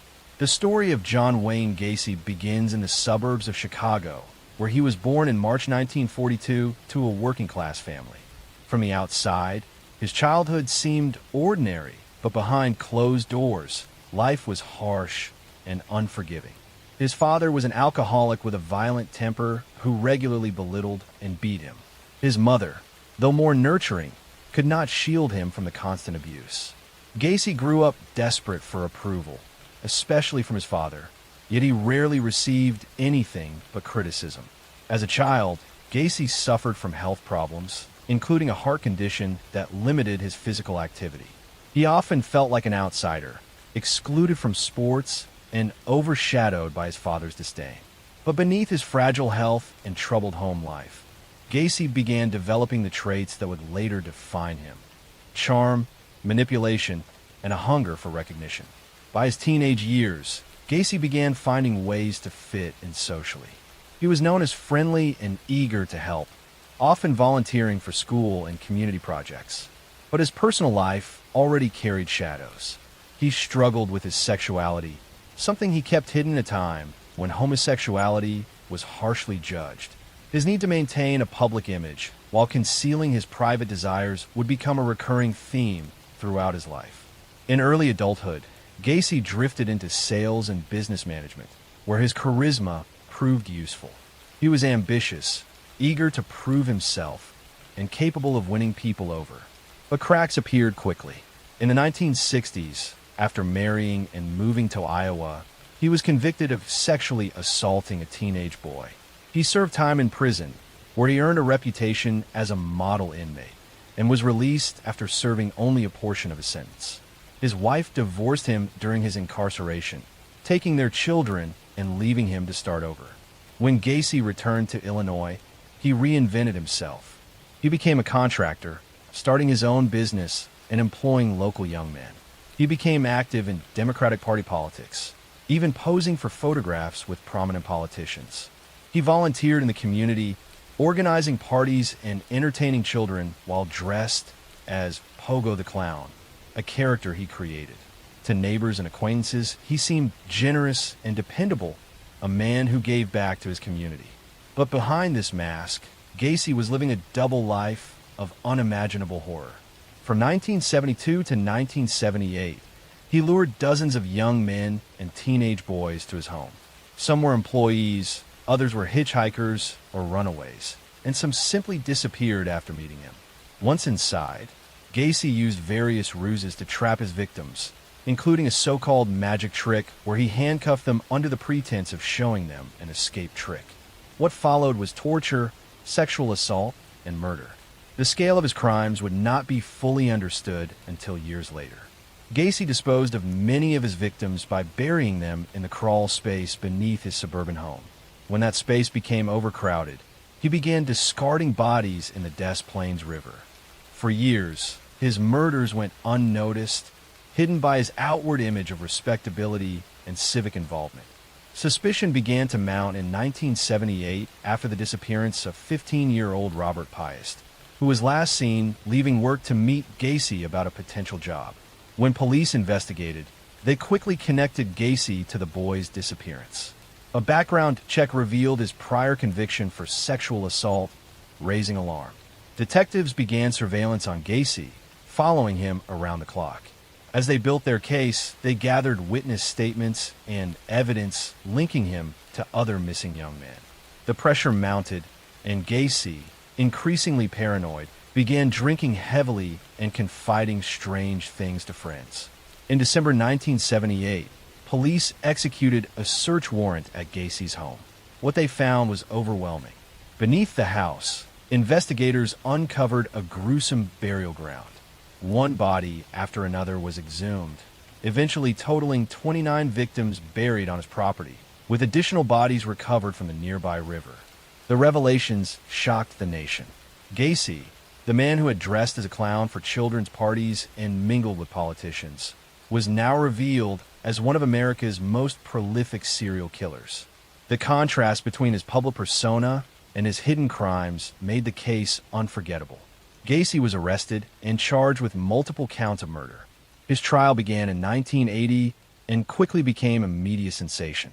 Prosecutors presented overwhelming evidence, including confessions Gacy had made during interrogation and the remains of victims discovered in his crawl space. The defense attempted to argue that Gacy was insane, claiming he had multiple personalities and that one of them, not the man himself, had committed the murders. The jury was not convinced. After a short deliberation, Gacy was found guilty of 33 counts of murder, one of the highest confirmed victim counts for a single killer in the United States. He was sentenced to death. For more than a decade, Gacy remained on death row, filing appeals and granting interviews. In these interviews, he alternated between admitting guilt, denying involvement, and even blaming others. He painted himself as a scapegoat, a victim of lies, despite the overwhelming evidence against him. On May 10, 1994, Gacy was executed by lethal injection. His final meal consisted of fried chicken, shrimp, and strawberries, and his final words were defiant, a reflection of the arrogance that had marked much of his life. The legacy of John Wayne Gacy is one of horror and betrayal.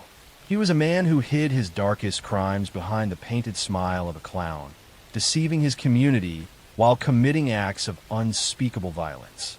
His case forced Americans to confront the uncomfortable truth that evil can lurk behind the most ordinary of facades, that a man who entertains children can also be capable of burying their peers beneath his own home. The Gacy murders remain a landmark case in American criminal history, a chilling reminder of how deception and cruelty can coexist within one person. For the families of his victims, the story is not about the bizarre details of his double life, but about the young lives cut short and the years of pain that followed. Even today, the name John Wayne Gacy evokes both fear and fascination, a symbol of hidden darkness and the limits of trust. His crawl space became a graveyard, his home a house of horrors, and his name one of the most infamous in the history of crime. Next story. The story of Richard Ramirez begins on February 29, 1960, in El Paso, Texas. He was the youngest of 5 children in a working-class Mexican-American family. From early childhood, Ramirez's life was scarred by violence and instability. His father, a former police officer in Mexico turned laborer in the United States, had a harsh temper. He frequently lashed out at his children, instilling fear rather than guidance. Richard was different from the start, prone to seizures and suffering from head injuries after repeated blows to the head. He struggled in school and became withdrawn. As a boy, he often slept in cemeteries to escape his father's wrath, finding comfort in the stillness of the night. But what might have been a shy, troubled boy soon began sliding towards something darker. A major influence in Ramirez's life was his older cousin, Miguel, a Vietnam War veteran who returned home deeply scarred by combat. Miguel shared stories of brutal violence and even showed Richard photographs of Vietnamese women he claimed to have assaulted and killed. He glorified cruelty, and to a young Richard, these stories became lessons rather than warnings. When Richard was just 13, he witnessed Miguel shoot and kill his own wife during a domestic argument. Instead of recoiling from the horror, Ramirez seemed fascinated, absorbing it as part of his twisted education. By his teenage years, Ramirez had begun experimenting with drugs, particularly marijuana and LSD, while developing an obsession with Satanism. He gravitated toward darker influences in music, art, and literature. Petty crime became a routine, and he eventually dropped out of high school. He left Texas for California, where he slipped into a transient lifestyle of theft, drugs, and aimlessness. But behind the theft and wandering, a darker compulsion was growing, a drive for violence and domination. In 1984, Ramirez began what would become one of the most terrifying crime sprees in American history. His first known murder occurred that June, when he attacked a 79-year-old woman in her apartment, stabbing her repeatedly. Soon, his crimes escalated. Unlike many killers who targeted a specific type of victim, Ramirez attacked randomly. His victims included men, women, and children, ranging from young girls to elderly couples. He would break into homes at night, assault his victims, commit sexual violence, and often kill them with knives or guns. The randomness of his crimes made him uniquely terrifying. No neighborhood felt safe. Families locked their doors, bolted their windows, and slept in fear. The press began calling him the Night Stalker, a name that stuck and magnified the sense of dread. Ramirez reveled in the fear he created. During his attacks, he invoked Satan, leaving behind symbols and shouting phrases that amplified his image as a disciple of evil. He often forced his victims to swear loyalty to Satan or mock their faith. His methods were cruel and chaotic, sometimes shooting his victims, sometimes stabbing them, sometimes bludgeoning them. Survivors described him as tall, thin, with rotting teeth, smelling of decay, and having eyes that radiated menace. By the summer of 1985, California was in a panic. Ramirez's attacks stretched across Los Angeles and later into the San Francisco Bay Area. Communities set up neighborhood watches, police patrols increased, and gun sales soared. The randomness of his crimes left investigators scrambling. But Ramirez made mistakes. He left fingerprints, shoe prints, and eyewitness descriptions. A stolen car he abandoned eventually gave police the evidence they needed. In August 1985, his fingerprint was matched to a prior arrest record, and his identity was released to the public. His mugshot was printed on the front pages of newspapers across California. Only days later, Ramirez walked into a convenience store in East Los Angeles and realized that everyone around him recognized his face. Panicked, he tried to steal a car and escape, but the local community chased him down. In a dramatic moment of street justice, a mob of citizens beat and restrained him until police arrived. The reign of the Night Stalker had ended, not at the hands of detectives, but by ordinary people who refused to let him escape. Ramirez was put on trial in 1989 for 13 murders, as well as charges of attempted murder, sexual assault, and burglary. The trial was a media circus, drawing massive crowds. Ramirez appeared in court with long hair, dark sunglasses, and a pentagram drawn on his hand, shouting, "Hail Satan." His behavior shocked many, reinforcing the image of a man who embraced evil as an identity. The trial dragged on for years due to its complexity and the number of charges. Survivors and families of victims gave heart-wrenching testimony. Forensic evidence tied Ramirez directly to multiple crimes. Despite his lawyer's attempts, the jury found him guilty on all major counts. On September 20th, 1989, Richard Ramirez was sentenced to death. Upon hearing the sentence, he sneered and told the court that death was nothing compared to the forces he served, declaring that the real terror would come later. Ramirez was sent to San Quentin State Prison, where he remained on death row for more than 2 decades. During his imprisonment, he developed a following of admirers, some drawn to his notoriety, others captivated by his embrace of Satanism. In 1996, he even married a freelance magazine editor who had become obsessed with him. But his life ended not with execution, but with illness. On June 7, 2013, at the age of 53, Richard Ramirez died of complications related to lymphoma while still awaiting execution. The Night Stalker case remains one of the most infamous in American history.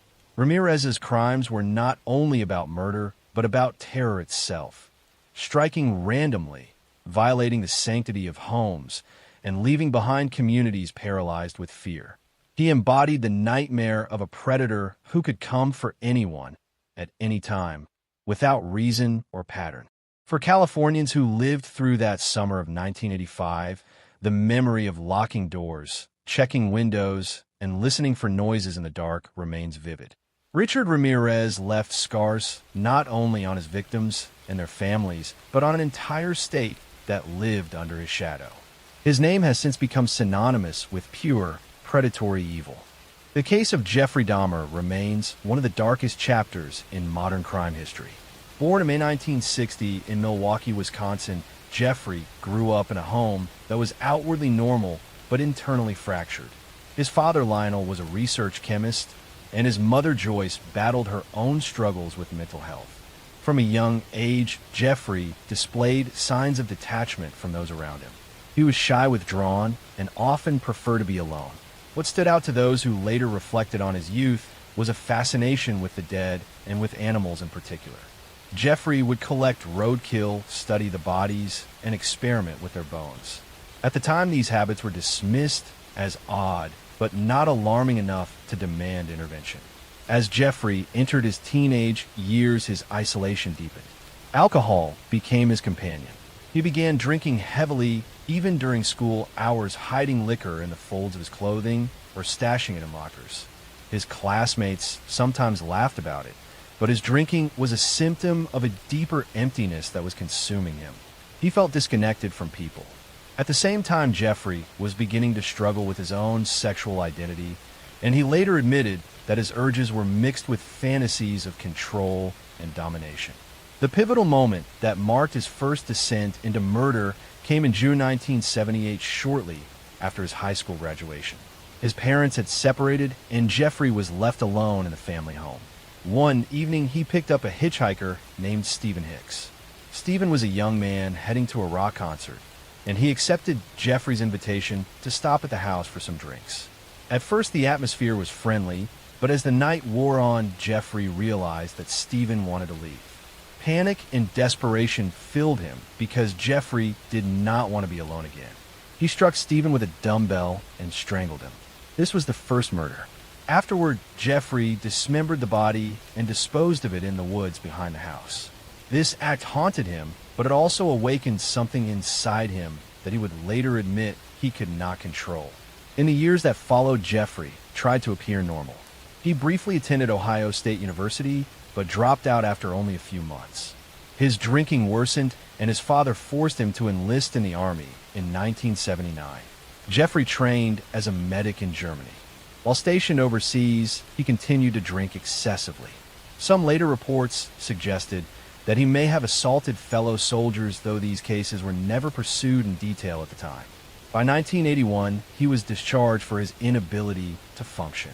With no stable direction, Jeffrey drifted between relatives and odd jobs. By the late 1980s, his impulses returned stronger. Living in Milwaukee in a small apartment, Jeffrey began frequenting gay bars and bathhouses. At first, he sought companionship, but his fear of abandonment twisted these encounters. He started drugging men to keep them unconscious during their encounters. Eventually, this progressed into murder once again.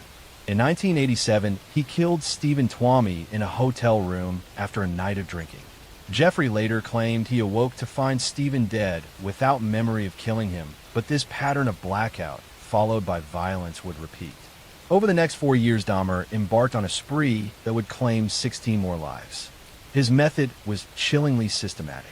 He lured young men and boys, often from marginalized communities, with promises of money or photographs. Once inside his apartment, he drugged them, strangled them, and kept their bodies for days. In some cases, he performed disturbing rituals of dismemberment and cannibalism. He kept skulls and body parts as trophies, storing them in his refrigerator in a blue barrel filled with acid. His obsession was not only with killing, but with creating a permanent companion who could never leave him. He attempted crude experiments of drilling holes into the skulls of victims and injecting chemicals in hopes of creating a compliant zombie-like partner. Despite the horror unfolding inside his apartment, Jeffrey remained surprisingly unnoticed. Several near escapes highlight the tragic failures of authorities. One of the most striking occurred in May 1991 when a 14-year-old boy named Conorak, sent the sum phone, managed to flee Jeffrey's apartment drugged and bleeding. Neighbors called police when they saw the boy wandering incoherently. Officers arrived, but Jeffrey convinced them that Conorak was his adult lover and that it was a private matter. The police accepted this explanation and left the boy in Jeffrey's custody. Within an hour, Jeffrey had killed him. These failures allowed Dahmer to continue his crimes until July 22nd, 1991, when another intended victim, Tracy Edwards, managed to escape. Edwards was lured to the apartment, but once inside, he noticed the smell and saw the strange surroundings. Jeffrey attempted to handcuff him, but Edwards fought back and fled through the door. He stopped police officers on patrol and led them back to the apartment. When police entered, they discovered photographs of dismembered bodies, and soon after, the full extent of Jeffrey's actions was revealed. The arrest shocked the nation. Neighbors who had complained of foul smells and odd noises were horrified to learn what had been happening next door. The investigation uncovered remains of multiple victims, as well as the tools and containers Jeffrey had used. His calm demeanor during questioning unsettled investigators. He openly admitted to the murders, describing his rituals in clinical detail. For the families of the victims, the revelations were devastating. Many of them were already living in difficult social and economic circumstances and now had to endure the public exposure of their loved ones' deaths. The trial began in January 1992 and drew international attention. Jeffrey pleaded guilty but insane. His defense argued that his mental illness drove his uncontrollable urges. The prosecution maintained that he knew exactly what he was doing and that he carefully planned his actions. After weeks of testimony, including graphic evidence, the jury found him guilty on 15 counts of murder. He was sentenced to 15 consecutive life terms totaling nearly 1,000 years in prison. Prison did not bring peace. Jeffrey initially lived quietly behind bars, reading the Bible and speaking to chaplains. Yet other inmates viewed him with contempt. He sometimes mocked guards and prisoners by shaping his food into body parts, as if to relive his crimes. On November 28, 1994, Dahmer was attacked by a fellow inmate, Christopher Scarver. Scarver beat him to death in the prison bathroom. For many families, this ending felt like a final chapter, though it could never erase the pain. The legacy of Jeffrey Dahmer continues to stir debates about mental illness policing and the vulnerability of marginalized groups. His crimes revealed systemic failures in law enforcement, who dismissed the concerns of neighbors and ignored the pleas of victims. It showed how predators can hide in plain sight, while institutions fail to protect those most at risk. Documentaries and books continue to analyze the case, but beyond the sensationalism lies the human cost. 17 lives were lost, each with families who still mourn. Story 2. Ted Bundy remains a name etched into the darkest pages of criminal history. Born in November 1946 in Burlington, Vermont, Theodore Robert Bundy grew up in an environment of secrets. His mother, Eleanor, raised him with the support of her strict parents. For a time, Ted believed his grandparents were his parents, and his mother was his sister. The truth of his parentage remained confusing, and he grew up with an undercurrent of instability. Despite this, outwardly, he appeared intelligent, polite, and even charming. As a young boy, Bundy displayed early signs of detachment and fascination with control. Neighbors recalled that he sometimes placed knives around his aunt as she slept. He also developed a habit of peeping into windows and stealing items from homes. Still, these warning signs went largely unnoticed. He was a good student and seemed socially adept. Teachers saw him as quiet and well-mannered. In the 1960s, Bundy attended the University of Washington in Seattle. There he studied psychology and became politically active, volunteering for campaigns and working a crisis hotline. Colleagues at the hotline would later recall his calm voice and apparent empathy for callers in distress. Nobody suspected that he was already harboring violent fantasies. Bundy's murders began in the early 1970s, though it is believed he may have killed earlier. He targeted young women, often students who resembled a former girlfriend he felt deeply rejected by. He would approach them in public places pretending to be injured or in need of help. Sometimes he wore a sling or used crutches. When kind strangers offered assistance, he would lead them to a secluded area and attack. His earliest confirmed victims were in Washington state. In 1974, a series of disappearances began to alarm police. Women vanished from college campuses, leaving little trace. One of the first was Linda, an Healy student at the University of Washington who disappeared from her home in January 1974. That summer, two women, Janice Ott and Denise Naslin, disappeared on the same day from Lake Sammamish State Park. Witnesses described a handsome man with a cast on his arm asking women to help him load a sailboat. He introduced himself as Ted. This was one of the first times investigators had a name. Bundy's ability to charm and deceive allowed him to evade suspicion. He continued his studies, even attending law school. Outwardly, he dated women, maintained friendships, and volunteered in politics. Yet beneath this mask, his killings escalated. He abducted, raped, and murdered women across multiple states, including Washington, Oregon, Utah, and Colorado. His method was consistent. He lured victims, often at night, assaulted them, and killed them, usually by strangulation or bludgeoning. He sometimes revisited the bodies, leaving them in remote wooded areas, and in some cases committing acts of necrophilia. By 1975, Bundy had moved to Utah, and killings began there as well. Local investigators grew alarmed at the pattern. He was eventually arrested that year after police found burglary tools in his car, which also contained suspicious items like handcuffs and a ski mask. At the time, this evidence was not enough for a murder charge, but it marked the beginning of his downfall. Bundy managed to escape custody multiple times, which only added to his infamy. In 1977, while held in Colorado, he leapt from a courthouse library window and fled. He was recaptured, but later that year, he escaped again from his jail cell by squeezing through a hole in the ceiling. He made his way across the country to Florida. In Florida, Bundy unleashed his most brutal attacks. In January 1978, he entered the Chi Omega sorority house at Florida State University. In the early hours of the morning, he attacked 4 women in their rooms, killing 2 of them, Lisa Levy and Margaret Bowman, and severely injuring the others. Only weeks later, he abducted and murdered a 12-year-old girl named Kimberly Leach. These crimes shocked the nation and ended any illusion that Bundy was a man who could restrain himself. His capture came soon after.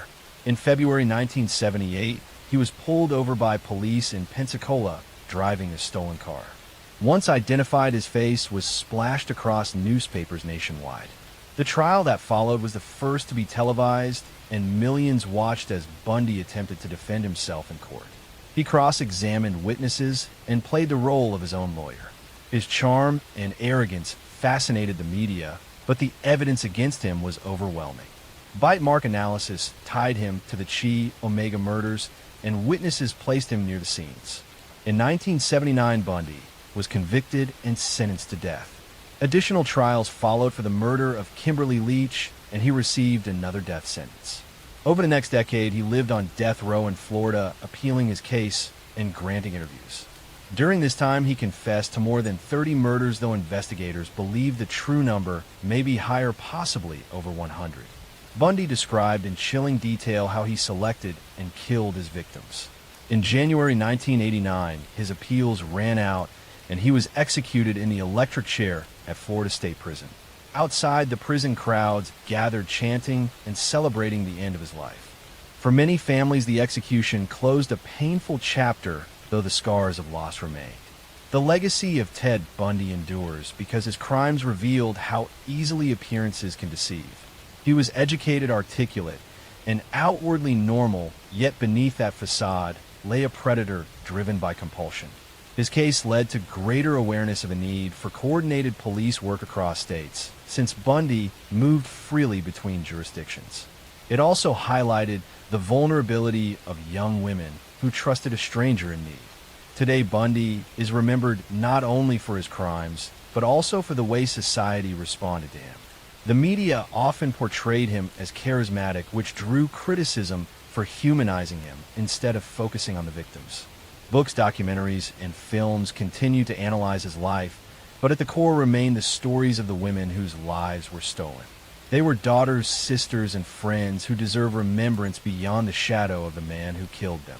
Bundy's story is one of deception, manipulation, and cruelty wrapped in the mask of normalcy. It endures as a warning that evil can sometimes wear the most ordinary face. Story 3. John Wayne Gacy was born in March 1942 in Chicago, Illinois. He grew up in a working-class family with a father who was an alcoholic and physically abusive. His childhood was marked by fear and insecurity. Though he tried to please his father, nothing ever seemed enough. He suffered from health problems, including a heart condition that limited his activities. These early years shaped a man who longed for acceptance, but carried deep resentment and anger inside. Despite a difficult home life, Gacy worked hard to present himself as normal. In high school, he was not particularly athletic, but he participated in clubs and worked odd jobs. He developed an early interest in politics and community activities. After leaving school, he married and tried to build a stable life. For a time, he seemed successful. He managed several fast food restaurants and became involved in local organizations. His outward personality was friendly and generous. He hosted neighborhood gatherings and was known to dress as a clown named Pogo to entertain children at hospitals and community events. This image of the cheerful neighbor and community volunteer would later stand in sharp contrast to the darkness he hid. Beneath the mask of normalcy, Gacy was leading a double life. He had already faced accusations of assaulting young men in the 1960s while living in Iowa. He was convicted of sexually abusing a teenage boy in 1968 and sentenced to prison. Though he served less than 2 years, he returned to Chicago with a record that should have been a warning. Instead, he managed to rebuild his reputation. He remarried, started his own construction business, and became active in local politics. He was even photographed with prominent politicians. To the public, he was a respected businessman. To those closest to him, there were glimpses of volatility, but few suspected the horror that lay hidden. Gacy's crimes escalated in the early 1970s. He lured young men and boys to his home, often offering them work construction jobs or simply a safe place to hang out. Once inside his modest suburban house, he would overpower them. His method became ritualistic. He used handcuffs, sometimes presenting them as a party trick. After restraining his victims, he would assault, torture, and eventually strangle them. Most of the killings took place in his home while his neighbors remained unaware. The number of victims grew over the years. Gacy buried many of them in the crawl space beneath his house. Others were disposed of in nearby rivers. The smell in the house became overwhelming at times, but Gacy explained it away as plumbing issues. He continued to maintain his outward image of normality, attending parties, working in politics, and performing as Pogo the Clown. The juxtaposition between his community role and his secret life made the eventual revelation all the more shocking. In 1978, his crimes began to unravel. That December, a teenage boy named Robert Pius disappeared after telling friends he was going to meet a contractor about a job. The The contractor was John Wayne Gacy. When police began investigating, they quickly connected Gacy to other missing young men. They obtained a search warrant and entered his house. Inside, they found items that belonged to several missing victims. The stench from the crawl space raised immediate suspicions. A second search warrant allowed police to dig beneath the house. What they uncovered was a nightmare. Body after body was exhumed from the crawl space.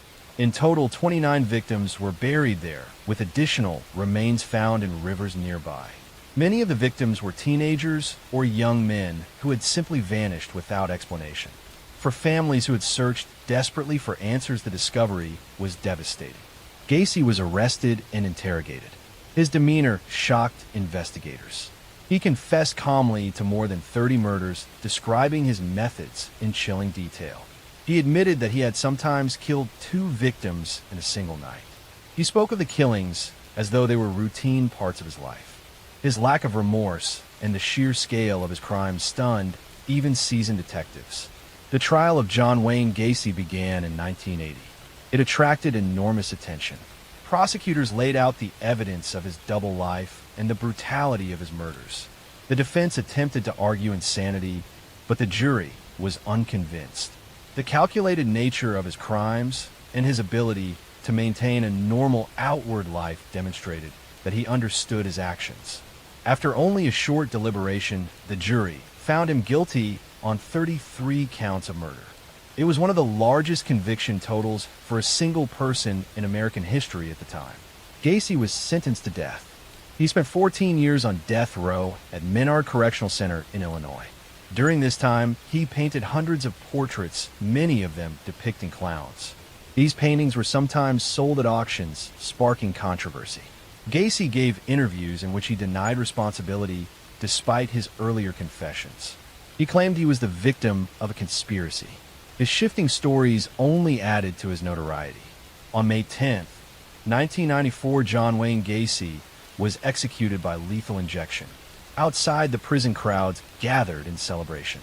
For many families, the execution brought some closure, though nothing could restore the lives that were lost. The sheer scale of his crimes left a permanent scar on the communities he had haunted. The case of John Wayne Gacy continues to resonate because of the contrast between his public and private lives. He was the friendly neighbor, the businessman, the clown who entertained children, yet behind closed doors, he was a predator who murdered more than 30 young men. His ability to hide in plain sight exposed flaws in the system and highlighted how vulnerable runaway teens and young workers were in the 1970s. The legacy of Gacy is one of horror and deception. His crimes serve as a reminder that appearances can be misleading and that predators can exist even in the most ordinary neighborhoods. The memory of his victims endures as a testament to lives cut short by a man who wore a mask, both literal and figurative. Behind the smile of a clown lay the heart of a killer. Story 4. The Zodiac Killer is a name that still casts a shadow over the history of American crime. Active in the late 1960s and early 1970s in Northern California, the Zodiac terrorized communities with brutal murders and cryptic letters. Unlike many other killers, his identity was never confirmed, which has only deepened the mystery and fear surrounding the case. The first confirmed attack attributed to the Zodiac occurred on December 20th, 1968, near the small town of Benicia, California. 2 teenagers, David Faraday and Betty Lou Jensen, were on their first date when they parked at a lover's lane spot. A car pulled up beside them. The assailant forced them out and shot both of them with a handgun. Betty Lou died instantly, and David was mortally wounded. There was no robbery or clear motive. It seemed a senseless act. Investigators had few leads, and the case went cold. On July 4th, 1969, another couple, Darlene Farron and Mike Mageau, were sitting in a car at Blue Rock Springs Park in Vallejo when a vehicle pulled up. The driver left, then returned and opened fire with a handgun. Darlene was killed, and Mike survived with serious injuries. Just over an hour later, a man called the Vallejo police station claiming responsibility not only for this attack, but also for the previous one on David and Betty Lou. The caller provided details that had not been released publicly. It was the first direct communication from the man who would call himself the Zodiac. Weeks later, newspapers received letters written by the killer. These letters were taunting, filled with strange symbols and coded messages.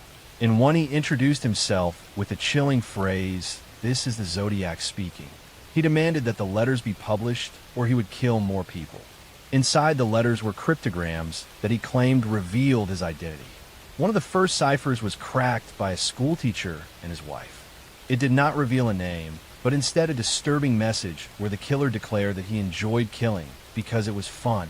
The Zodiac struck again on September 27, 1969 at Lake Berryessa. Brian Hartnell and Cecilia Shepard were relaxing by the water when a man approached wearing a hood with a crosshair symbol on the chest. He tied them up and stabbed them repeatedly.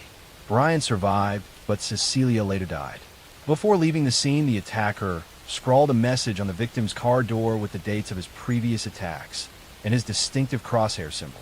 Only 2 weeks later, on October 11, 1969, the Zodiac murdered cab driver Paul Stein in San Francisco. He shot him in the head and then bizarrely cut a piece of the victim's shirt to send later with a letter. Witnesses saw the killer at the scene, describing him as a white male in his 30s with glasses. Despite this near miss, the Zodiac managed to escape into the night. Police rushed to the area, but confusion about the suspect's race led officers to let him walk past them. This mistake may have cost them their best chance at capture. Over the following years, the Zodiac continued to send letters to newspapers and police. In them, he mocked investigators, boasted about his crimes, and threatened mass killings. He claimed responsibility for dozens of murders, though only a handful have been definitively linked to him.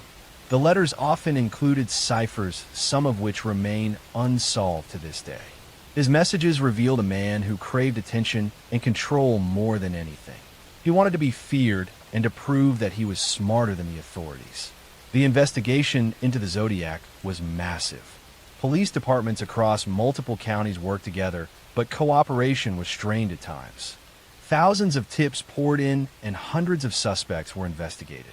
The most famous suspect was Arthur Lee Allen, a convicted child molester who lived in Vallejo and matched some descriptions. He was interviewed multiple times and even named in a search warrant. Circumstantial evidence pointed toward him, but definitive proof never surfaced. DNA analysis years later did not match him, though doubts and debates remain. As time passed, the Zodiac's letters grew less frequent. His last confirmed correspondence was in 1974. After that, the trail went cold. Some believe he died or was imprisoned for another crime. Others think he simply stopped writing and continued living quietly under a false identity. The lack of closure left victims' families and investigators frustrated. In the decades since the killings, the Zodiac has become part of American folklore. Books, documentaries, and films have kept the story alive. Amateur sleuths have dedicated their lives to decoding his ciphers and piecing together clues. In 2020, a team of codebreakers finally solved one of his unsolved ciphers sent in 1969. The message contained more taunts, but again, no name. This reinforced the idea that the Zodiac never intended to reveal his identity. His goal was to manipulate the public and instill fear. The impact of the Zodiac case was profound. It highlighted the challenges of interagency cooperation in the pre-digital era when communication between counties was slow. It showed how media attention could both aid and hinder investigations. The constant publication of his letters gave him the spotlight he desired, but also kept the public informed. To this day, the identity of the Zodiac remains unproven. DNA analysis offers some hope, but the evidence is limited and degraded by time. Theories abound, ranging from known suspects like Arthur Lee Allen to more obscure figures. Every few years, a new claim emerges about his identity, but none have been confirmed.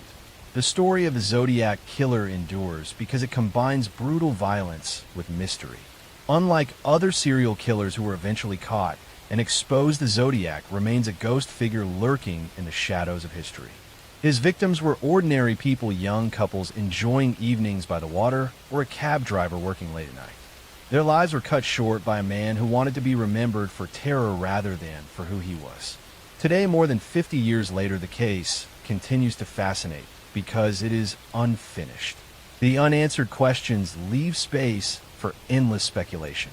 The Zodiac's cryptic symbols remain as haunting reminders of a killer who manipulated fear with both weapons and words. His legacy is not only in the murders he committed, but in the way he exploited mystery itself, turning crime into a dark puzzle that is yet to be solved. Story 5. Richard Ramirez was born in February 1960 in El Paso, Texas. His childhood was marked by instability and violence. His father was strict and often abusive. His mother worked in a factory where exposure to chemicals may have affected her health. Richard grew up surrounded by poverty and dysfunction. From a young age, he was influenced by his older cousin Miguel, who had returned from serving in Vietnam. Miguel boasted about brutal acts he had committed during the war and even showed Richard disturbing photographs of women he claimed to have assaulted. At only 12 years old, Richard witnessed Miguel murder his own wife during a domestic argument. These traumatic experiences left deep scars on the boy who was already vulnerable. Richard began experimenting with drugs as a teenager, turning to marijuana and later LSD. He also developed a fascination with Satanism and dark rituals. He struggled in school and dropped out early. His petty crimes soon escalated into burglaries. By his early 20s, he had moved to California, drifting through Los Angeles and San Francisco, surviving on theft and immersing himself in a lifestyle of addiction and violence. His descent into murder began in 1984. That June, a 79-year-old woman named Jenny Vincow was found dead in her apartment in Los Angeles. She had been stabbed, and her body showed signs of mutilation. Police had no suspect at the time, but years later this crime was linked to Richard Ramirez. It marked the start of his killing spree. By 1985, the murders escalated dramatically.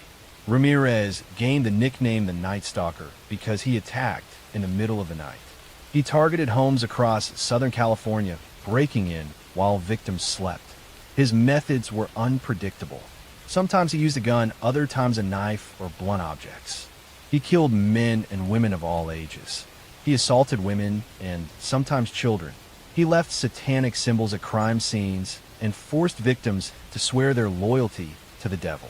The randomness of his attacks created widespread fear because nobody knew who might be next. In March 1985, he attacked Maria Hernandez in her home in Rosemead. She survived by raising her hands and deflecting a bullet. Minutes later, he killed another woman, Tsai, Lianyu, outside her car nearby. That same evening, he killed a third woman in her apartment. These rapid attacks terrified the city. Newspapers began covering the Night Stalker daily. Over the next months, Ramirez continued his spree. He invaded homes across Los Angeles and beyond, often leaving survivors who could describe his appearance. He was tall, thin, with rotting teeth and a foul odor that witnesses never forgot. His brutality shocked even seasoned detectives. In some cases, he forced couples to witness each other's assaults before killing one or both. He showed no consistent pattern except his desire to terrorize. The police struggled to catch him. At first, the crime seemed unrelated because of the varying weapons and methods. But soon detectives connected the attacks by shoe prints left behind. A distinct sneaker pattern linked multiple scenes.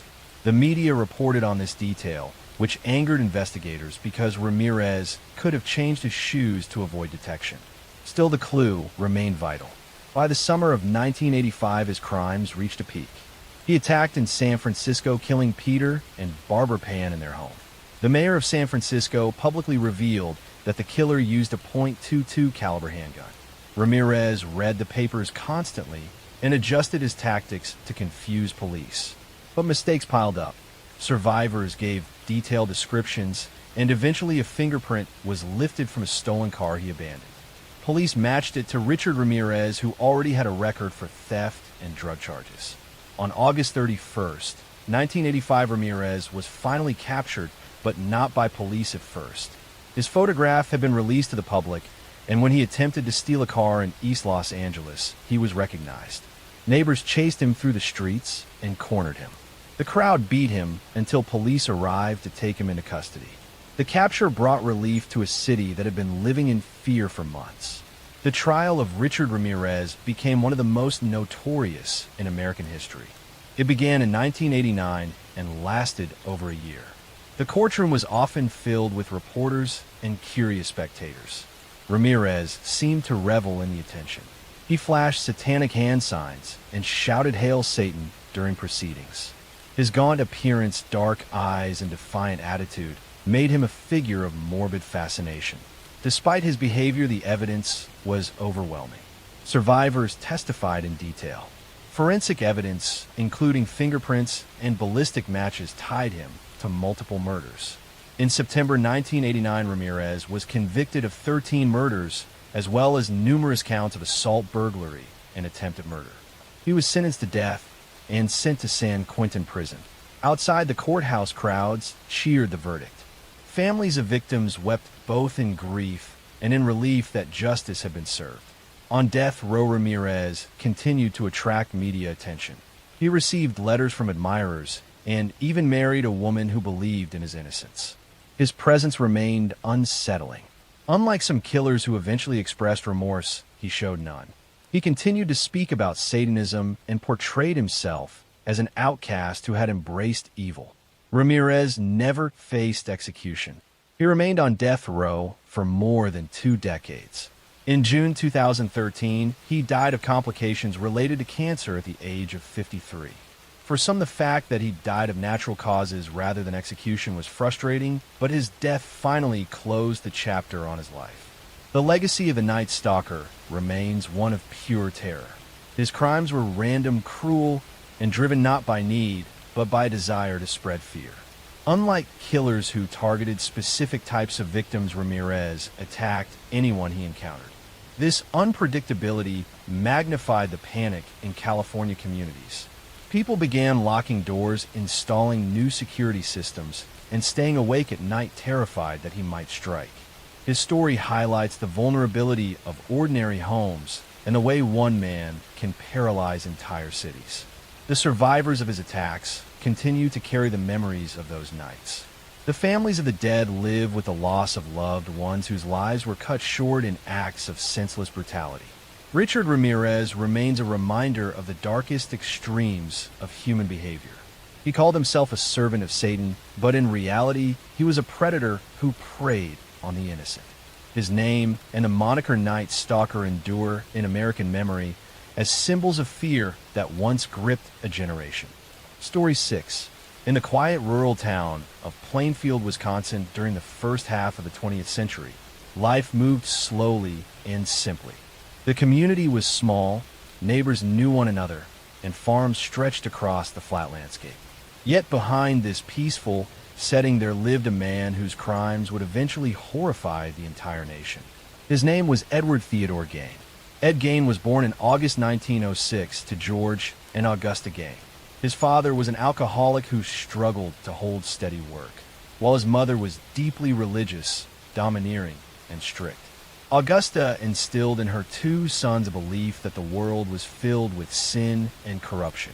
She particularly warned them against women, describing them as instruments of immorality. Ed grew up isolated. The family rarely allowed social interaction, and the Gain children were discouraged from making friends. As a child, Ed was shy, quiet, and awkward. He was ridiculed by other children at school, which only pushed him further into isolation. His mother's teachings shaped him profoundly. He developed an unhealthy attachment to Augusta, viewing her as the only pure and trustworthy person in the world. This dependence would define his entire life. In 1940, Ed's father died, leaving the family to survive on farm income. Soon after, his older brother Henry began expressing doubts about their mother's strict worldview. Henry worried about Ed's unhealthy devotion to Augusta, but in 1944 Henry died in a suspicious fire while working on the family property. Although the official cause was listed as asphyxiation, investigators quietly noted that the circumstances were odd. Ed reported the fire, and when Henry's body was found, it appeared not badly burned, leading some to wonder if Ed had played a role in his brother's death. After Henry's passing, Ed was left alone with his mother.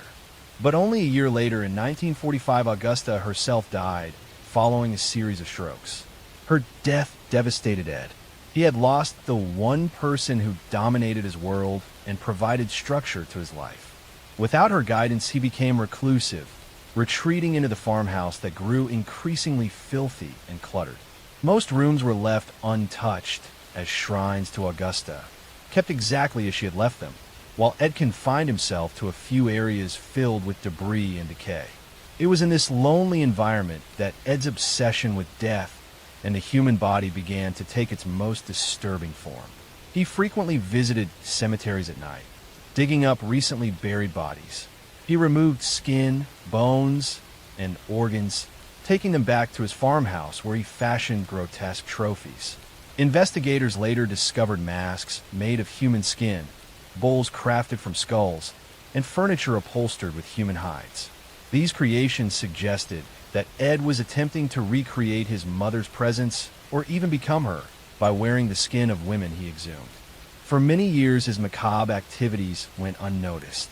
Plainfield was a small, trusting community, and Ed was seen as odd but harmless. He worked odd jobs, babysat for neighbors, and was known for being polite though strange. That perception changed in November 1957 when Bernice Wardens, the local hardware store owner, disappeared. Her store was found locked with bloodstains on the floor. A receipt showed that Ed Gain had been her last customer that day. Police obtained a search warrant and went to Ed's farmhouse. What they found shocked even the most experienced officers. Inside the house were the remains of Bernice Wardens. Her body had been hung in a shed and gutted like a deer. As investigators searched further, they uncovered the horrific collection of human remains Ed had gathered over the years. Masks of human faces hung on the walls. Chairs were covered in human skin, and boxes contained organs. Some remains were traced back to missing women, though Ed admitted many came from graves he had robbed. The discoveries horrified the public. The idea that a quiet, seemingly harmless neighbor had been committing such grotesque acts shattered the sense of safety in small-town America. Newspapers across the country printed the details, and Ed Gain quickly became infamous. His crimes went beyond murder into a realm of depravity rarely seen. During interrogation, Ed confessed to killing Bernice Wardens and another local woman, tavern owner Mary Hogan, who had vanished in 1954. He also admitted to robbing graves, but claimed he had not killed most of the women whose remains were found in his house. His statements revealed a disturbed mind. He described entering trances when digging up bodies, and he explained how he crafted clothing and masks in an effort to transform himself into his mother. In 1958, Ed Gain was found mentally incompetent to stand trial and was committed to a psychiatric institution. For more than a decade, he remained there until doctors declared him fit for trial. In 1968, he was tried for the murder of Bernice Wardens. He was found guilty but insane, leading to his return to a mental hospital where he spent the remainder of his life. He died in 1984 at the age of 77. The case of Ed Gain left a lasting legacy not only in true crime history, but also in popular culture. His crimes inspired some of the most iconic horror characters in cinema, including Norman Bates in Psycho, Leatherface in the Texas Chainsaw Massacre, and Buffalo Bill in The Silence of the Lambs. His story raised questions about mental illness, isolation, and the dangers of unchecked obsession. For the people of Plainfield, the scars never fully healed. The town became associated with darkness it never asked for. Many locals avoided speaking about Ed Gain for decades, wishing to move past the horror. Yet the farmhouse where he committed his crimes became a site of morbid curiosity until it was eventually burned down. Ed Gain remains a figure of fascination because his crimes blurred the line between reality and nightmare. He was not the typical killer driven by greed or impulse. Instead, he was a man shaped by isolation, dominated by his mother, and consumed by fantasies that grew more grotesque after her death. His actions shock a nation because they revealed what can emerge from loneliness and obsession left unchecked. Even today, his story is studied in criminal psychology as an example of how trauma, control, and mental illness can twist a life into something almost unimaginable. Behind every horror film inspired by his deeds, is the reminder that these terrors were once real in a small Wisconsin town where people thought they knew their neighbors.